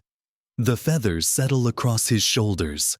The sun catches the red and yellow lynchings. Tiny shafts blaze. He stands taller. The people bow. The gods watch. Later, the cloak will be placed in a secret house of mana, to be brought out only in times of deep ceremony. It may be re-dyed, refeathered, held for generations, and one day, long after you are gone, this specific cloak might be offered to foreign kings in exchange or displayed in a museum. But in this moment it is alive. You return to your hail. Your hands ache. Your legs are stiff. But your heart is full. You inhale the scent of kappa cloth and feather dust. You smile, thinking when I die, my hands will remain in these feathers forever. Night falls. You walk to a nearby Puu hill, under stars. You chant a soft lament and a soft gratitude. May mana stay in flight. May ancestors stand guard. May this cloak hold history. The winds carry your chant across ridges, over forests, into sea. You return home. You kneel. You bow to your tools. You bow to the land. You rest. You are the feather cloak maker of ancient Hawaii. And you gather sunlight, one feather at a time. You walk into the silence after a scream. The streets are emptied not by curfew, but by absence. A child's doll lies in the dirt, untouched for days. There are no merchants, no priests, no bells, just you and your spade. You are a member of a guild few speak of by name, but whom all secretly thank. In a world gripped by pestilence, where death has a face, a cough, and a stench, you are the last one who touches the body before the earth does. They call you a plague barrier.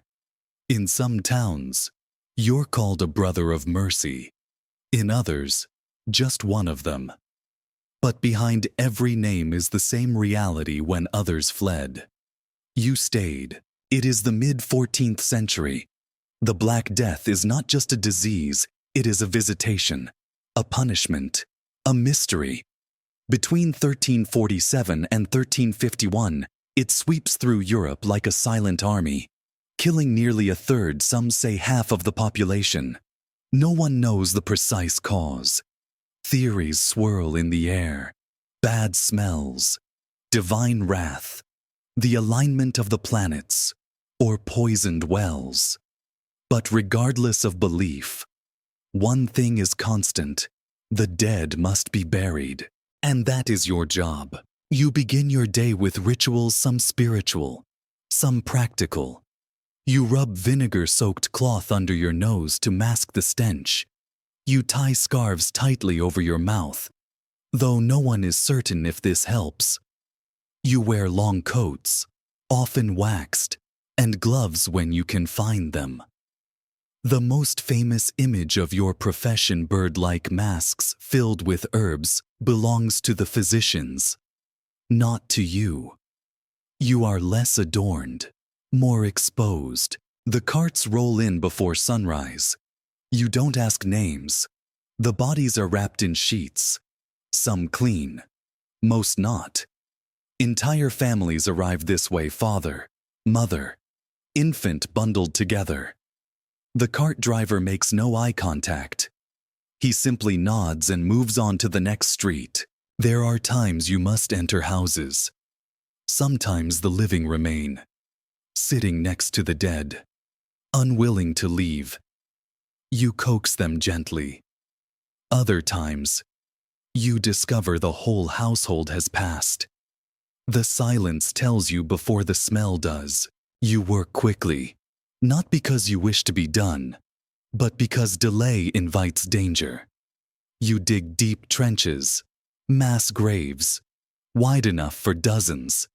Some are blessed by priests, others not. In towns where even the clergy have perished, you whisper prayers of your own. They are clumsy.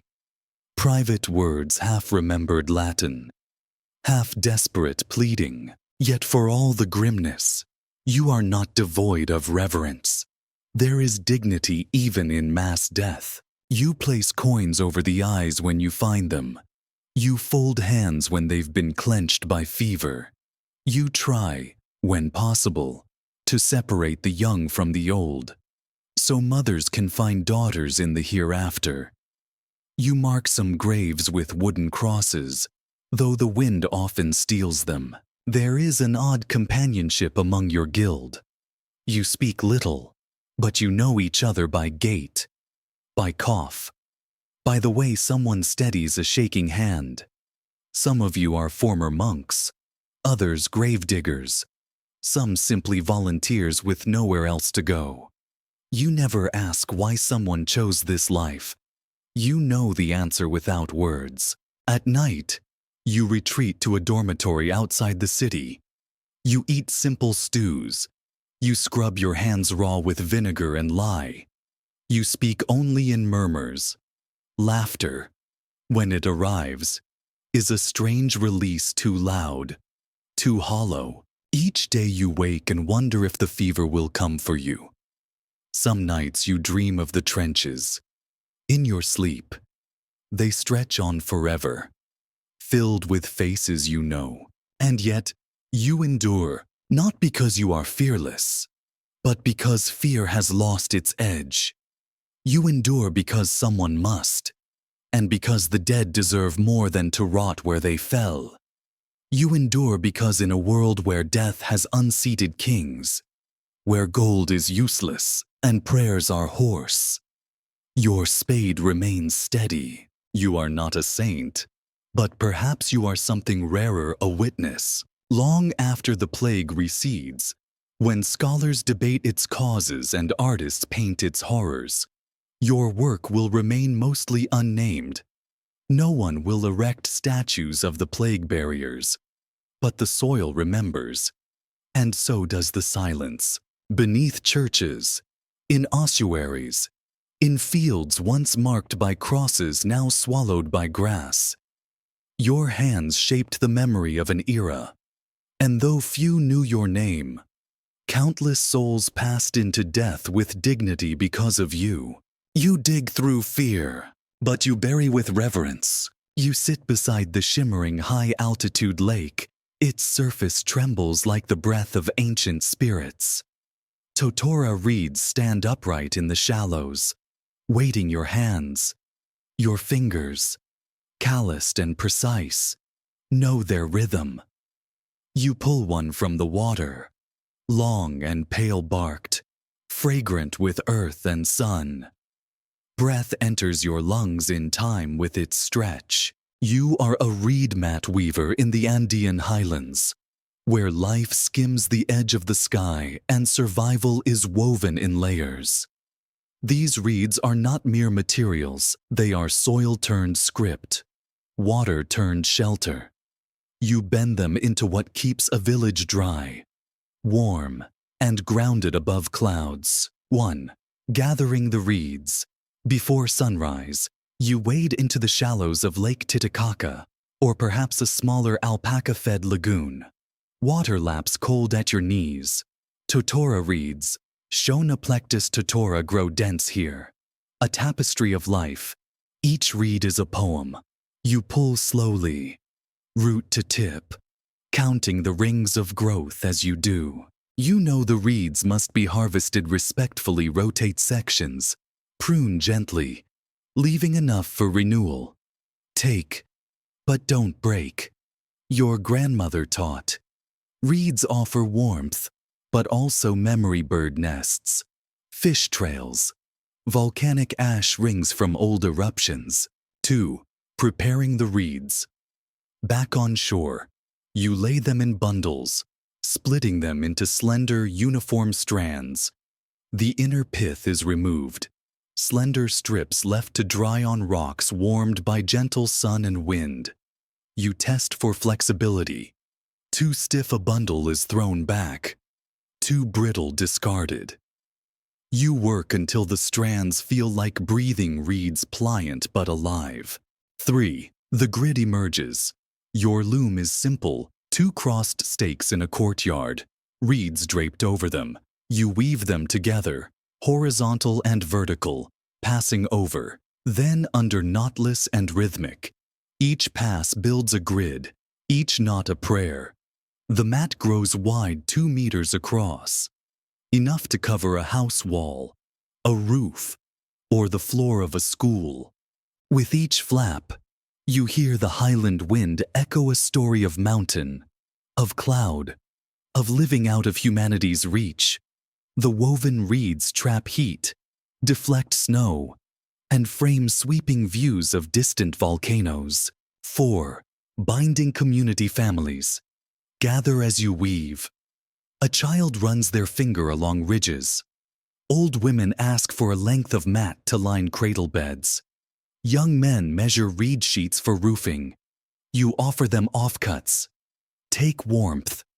A shared ritual. The grid of reeds bonds more than wood beams. It shapes shared purpose. Reeds have another life too, turned into boats on Lake Titicaca and floating islands where entire communities root themselves.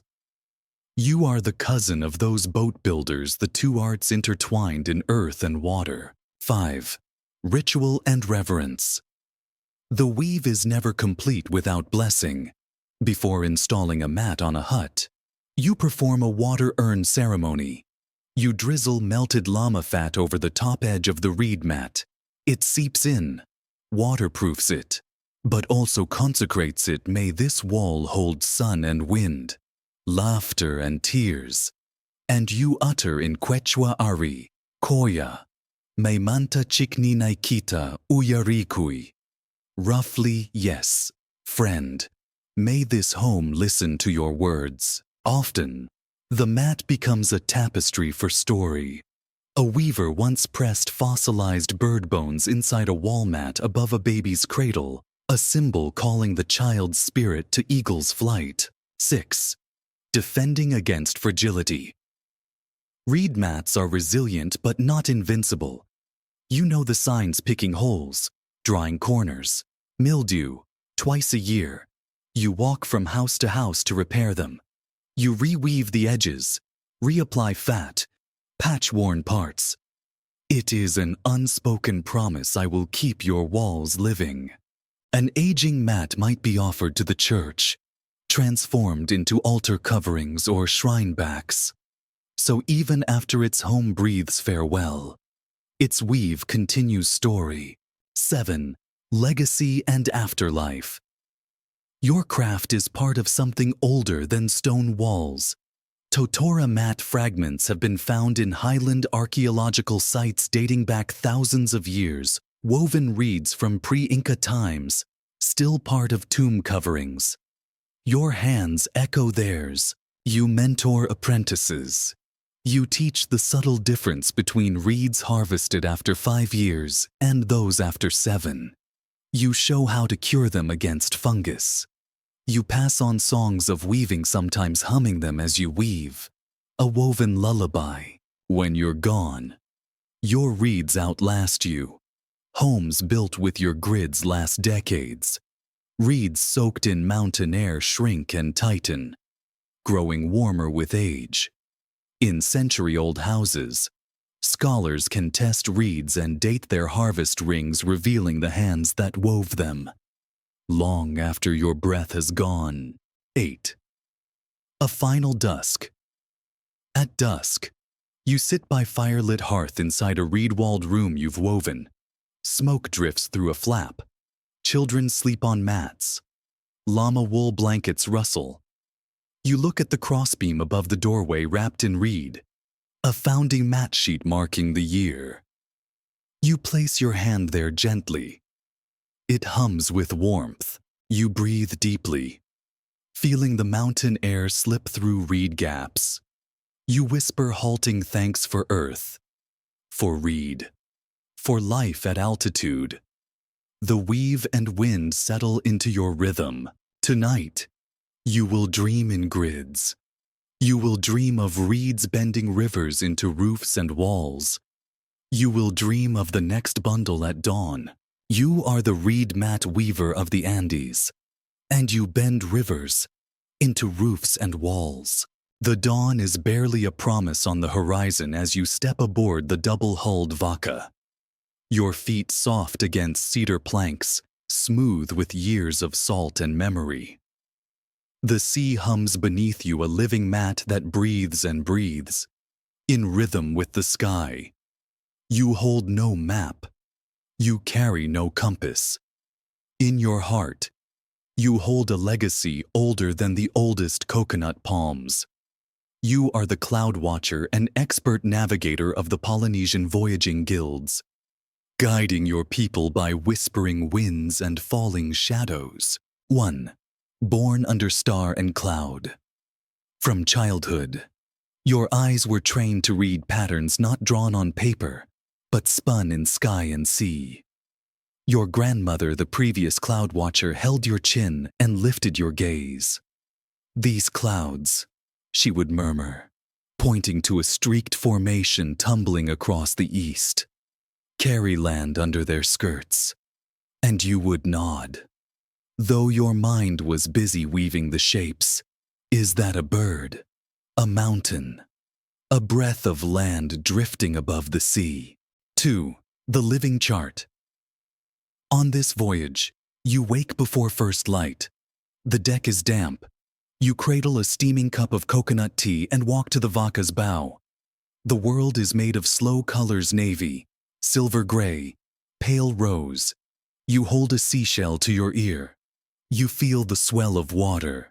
You tilt your head. You close your eyes. You listen. A wave turns. It tells you of distance. You open your eyes. Clouds drift purposefully, as if on invisible rails. You recognize 3 cloud types: small, tall cumuli over reefs, thin altocumulus marking currents, low, flat stratocumulus identifying the leeward horizon. You cross-reference them with wind patterns.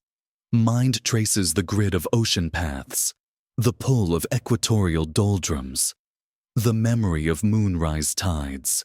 3. Storyteller of the sky. You never speak of clouds scientifically. They are stories. The canoe clouds, long white streaks that billow like sails, bring news of land. The ridgeline clouds crest above hidden islands.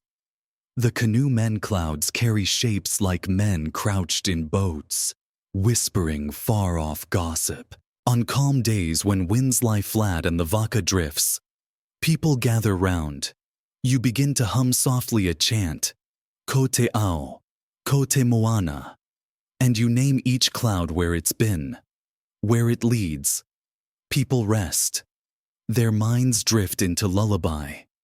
You are not teaching. You are reminding. 4. Navigating by sight and soul. While others sleep, you stand sentinel. You adjust the sail. Your gaze moves across the horizon. One ridge of cloud builds slightly closer than yesterday. One patch of sea spray rises and suggests shallow reef. You call the helmsman. The Vaca shifts. Course alters. No drift becomes direction. No question becomes path. You follow waves toward islands even when they're not visible. You know the shape of swells that refract from reefs. You know when rain will slant from the east. You know when the star cluster Pleiades sets and how that aligns with whale migration. Season precedes voyage.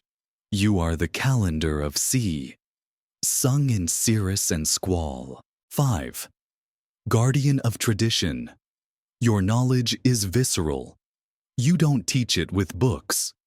You teach it by night watch.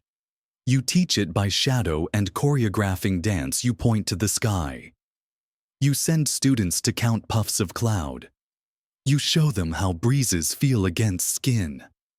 You show them how to still your breath on deck so your eyes can see what others can't. When the guild leaders ask for validation, drawn lines on navigational boards, forecasts written, you smile and show them clouds instead.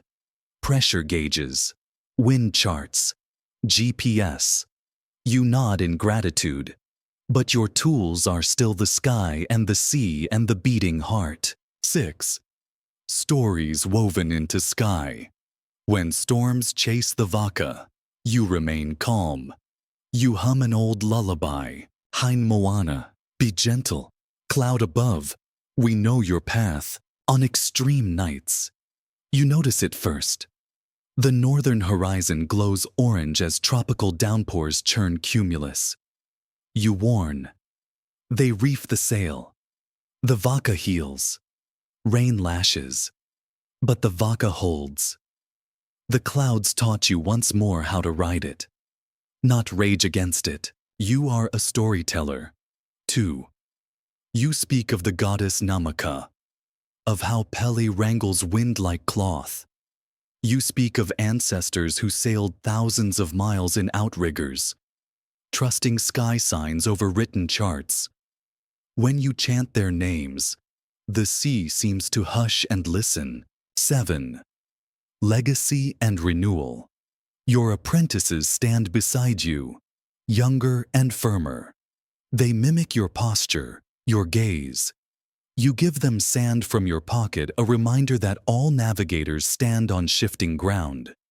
You give them a feather, the sign of sky-rooted patience.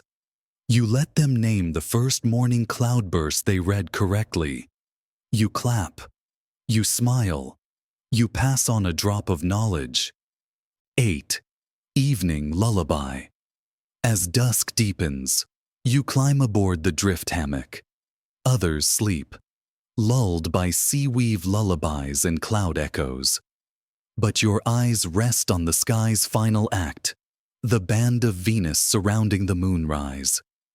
You hum softly, Pleiades set, coral trees sleep, vaca dreams wind tied to sky. Only a navigator would know what wind tonight will bring tomorrow. Only a cloud watcher would know that lullabies have substance. You close your eyes. The vaca drifts. The sky hums with 6,000 years of sky reading. The stars take over. Clouds vanish, leaving memory in air shadows. You are the cloud watcher of the Polynesian voyaging guilds. You read the sky like a grandmother's lullaby. 1. Morning in the village. At dawn, you rise to the quiet chant of cockatoos calling across the valley. Mist clings to palm fronds, dripping dew onto soft earth underfoot. You light a small fire with green wood and feather a pot over coals. Nearby, pottery bowls lie ready. Today, like every day, your work is both delicate and profound. You are one of the teeth sharpeners, the artists, caretakers, and ritual specialists who transform smiles into identity markers across Papua New Guinea's highlands. You braid your hair and smear clay across your cheeks, a sign of readiness. From the ancestral house you carry tools, sharpeners carved from bamboo, obsidian blades, plant-based numbing pastes. You step between thatch-roofed huts and fields of sweet potato, heading to those who have summoned you. 2. The gathering.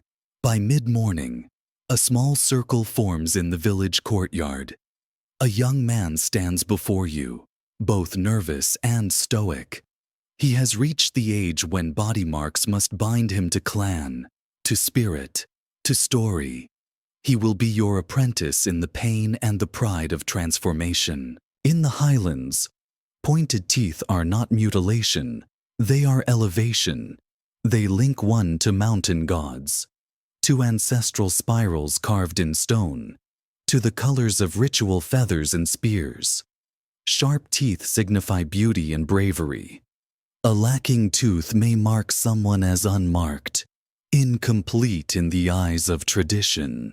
You offer him first a cup of sago water tea, sweet, cool, soothing, while you spread numbing ointment on his gums, woven from crushed betel nut, kukum, and wild mint. It burns pleasantly before a cooling arises, quieting nerves and opening the mouth for your work. 3. The ritual tools. You lay tools on banana leaves, a smooth bamboo stick ground to a precise point, a small mirror polished from volcanic glass, a collection of obsidian scalpels that have been passed from your mother to you. Each tool is sharpened daily. You touch them as if greeting spirits. You whisper the name of the clan. These are not just tools. They are pact keepers. Nearby, women raise woven baskets of feathers and shell ornaments. Children huddle to watch. The weight of purpose is thick and hopeful. 4. The sharpening process. With steady fingers, you lift the young man's lip. You adjust the mirror so he can watch if he dares. You begin with a light scrape along his central incisors, tracing the shapes his ancestors once wore. The bamboo tool scrapes with soft precision. The glass mirror reveals faint dust on enamel. Each stroke is deliberate, almost reverent. You speak softly. Be calm. Imagine the blade of the sun cresting the mountain. He closes his eyes. He breathes. When the buzz begins in teeth and jaw, you pause. You ask him to press thumb to temple. You dip fibers of mint into water. You drip it to dribble across his teeth, cooling, calming, healing. You continue. You draw each canine to a ceremonial point, slender, elegant, purposeful. You shape their identity in enamel and edge. The village watches. They are wholehearted. This is not pain, it is metamorphosis. 5. The ceremony. When the points stand sharp and smooth, you step back. The young man lifts a leaf mirror to his mouth. He opens wide. A gasp escapes, part pain, part triumph. Village elders hum in approval. Feathers are pressed to his temple. Shell beads circle his neck. You conclude with a paste of lime and betel, sealing the edges. Sour breath tastes of forest. Sweet. Alive. He steps forward and touches brushes of war paint across his chest. He is changed, and so is the world's reflection of him. 6. Community and connection. Your work is not a solitary craft. You are part of a network of pain threshold keepers, body carvers, tattooers, scalp pullers, scar mark stylists. Each of you holds family stories in muscle and blood. Together, you weave individual transformation into the tapestry of tribal councils, siblinghood, and ancestral lineages. When a woman seeks your services, rare but honored, you shape her teeth with graceful curves. Perhaps she is a bride preparing for marriage, or an elder preparing for the passage beyond. Beauty is power, you say. Her sharpened canines shimmer in soft light as she smiles. 7. Preservation and resume. Each carved tooth ages with the person. The enamel may dull over years, but the form remains. When the young man feasts on yams, he remembers his right. When he speaks, the edge shapes his vowel's brightness. The act defines him in body and in story. Elders note the craftsmanship in hushed approval. A poor shape invites ridicule. A well-made point invites respect. A clan's reputation is etched in every smile. 8. Legacy and future.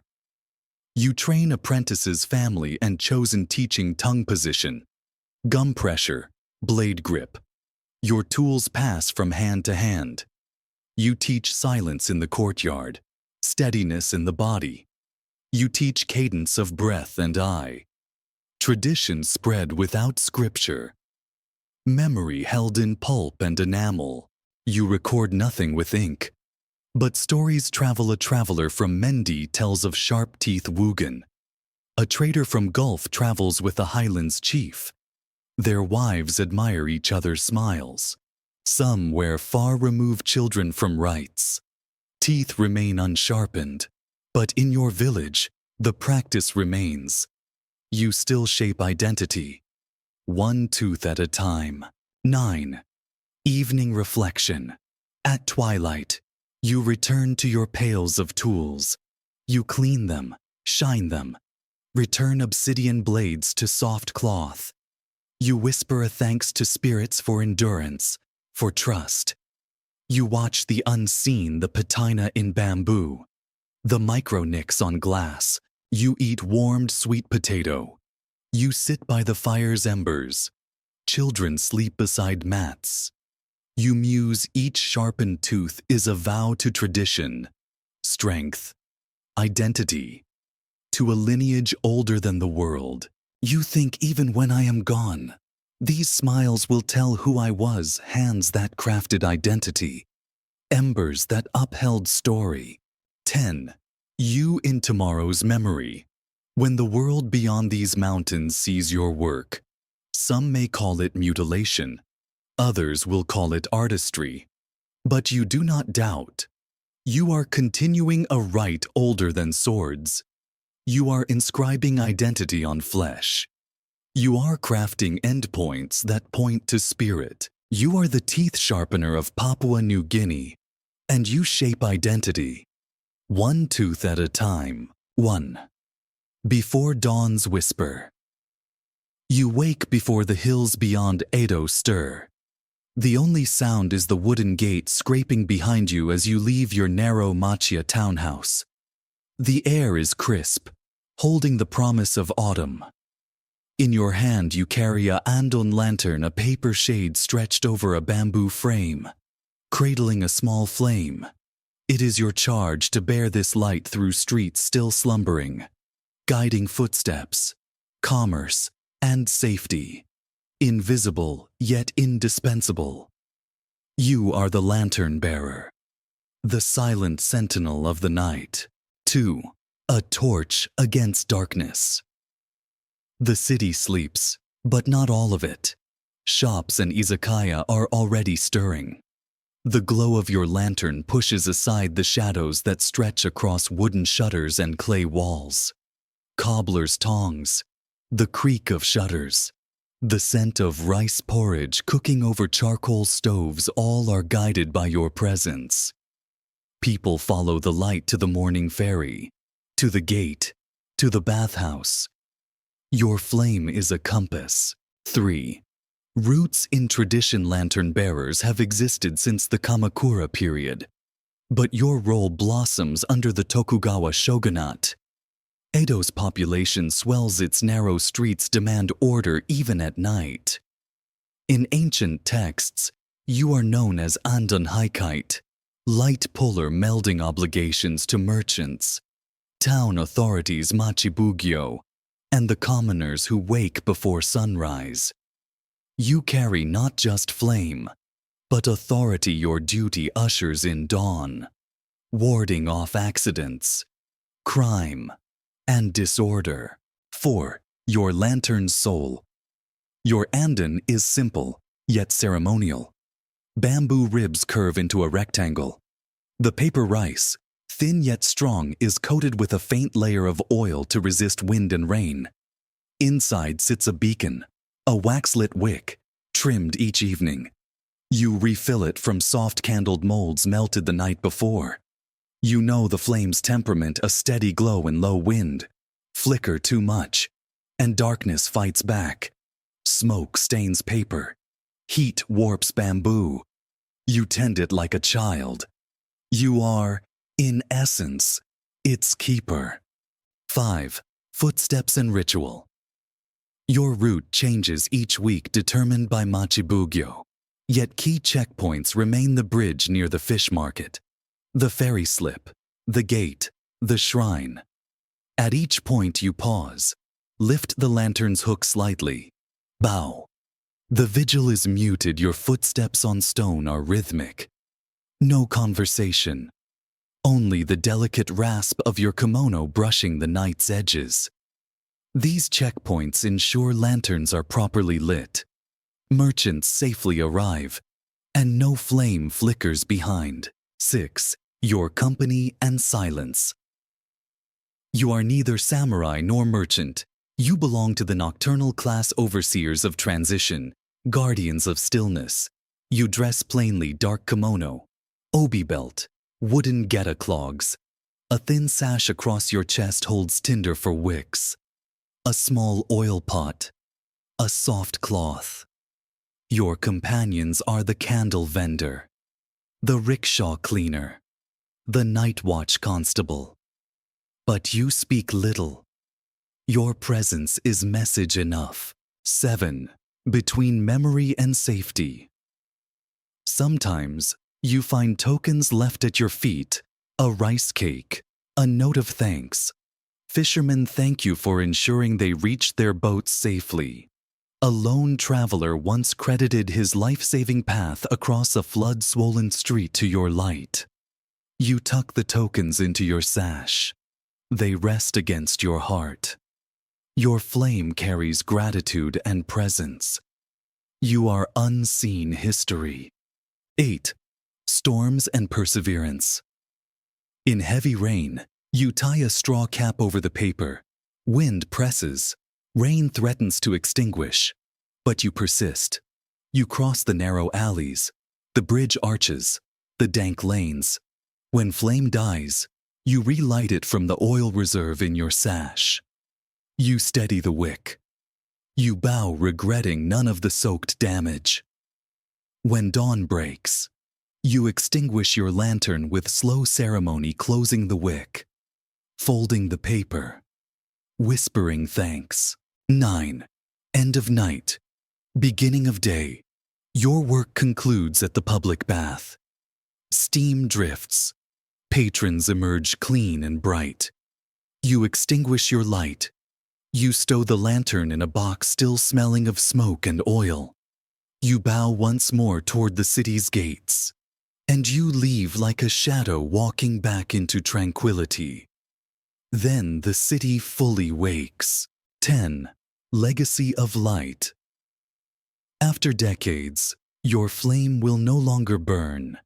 You will pass the lantern to an apprentice who watches your steps at each checkpoint. They may thank you one day. You hope so. But not hearing is fine. What matters is that the city moves safely into dawn, guided by your silent ritual. You are the lantern bearer of Edo-Era Japan. You walk light into darkened streets, wordless and constant. You've wandered through fires and feathers, whispers and bones.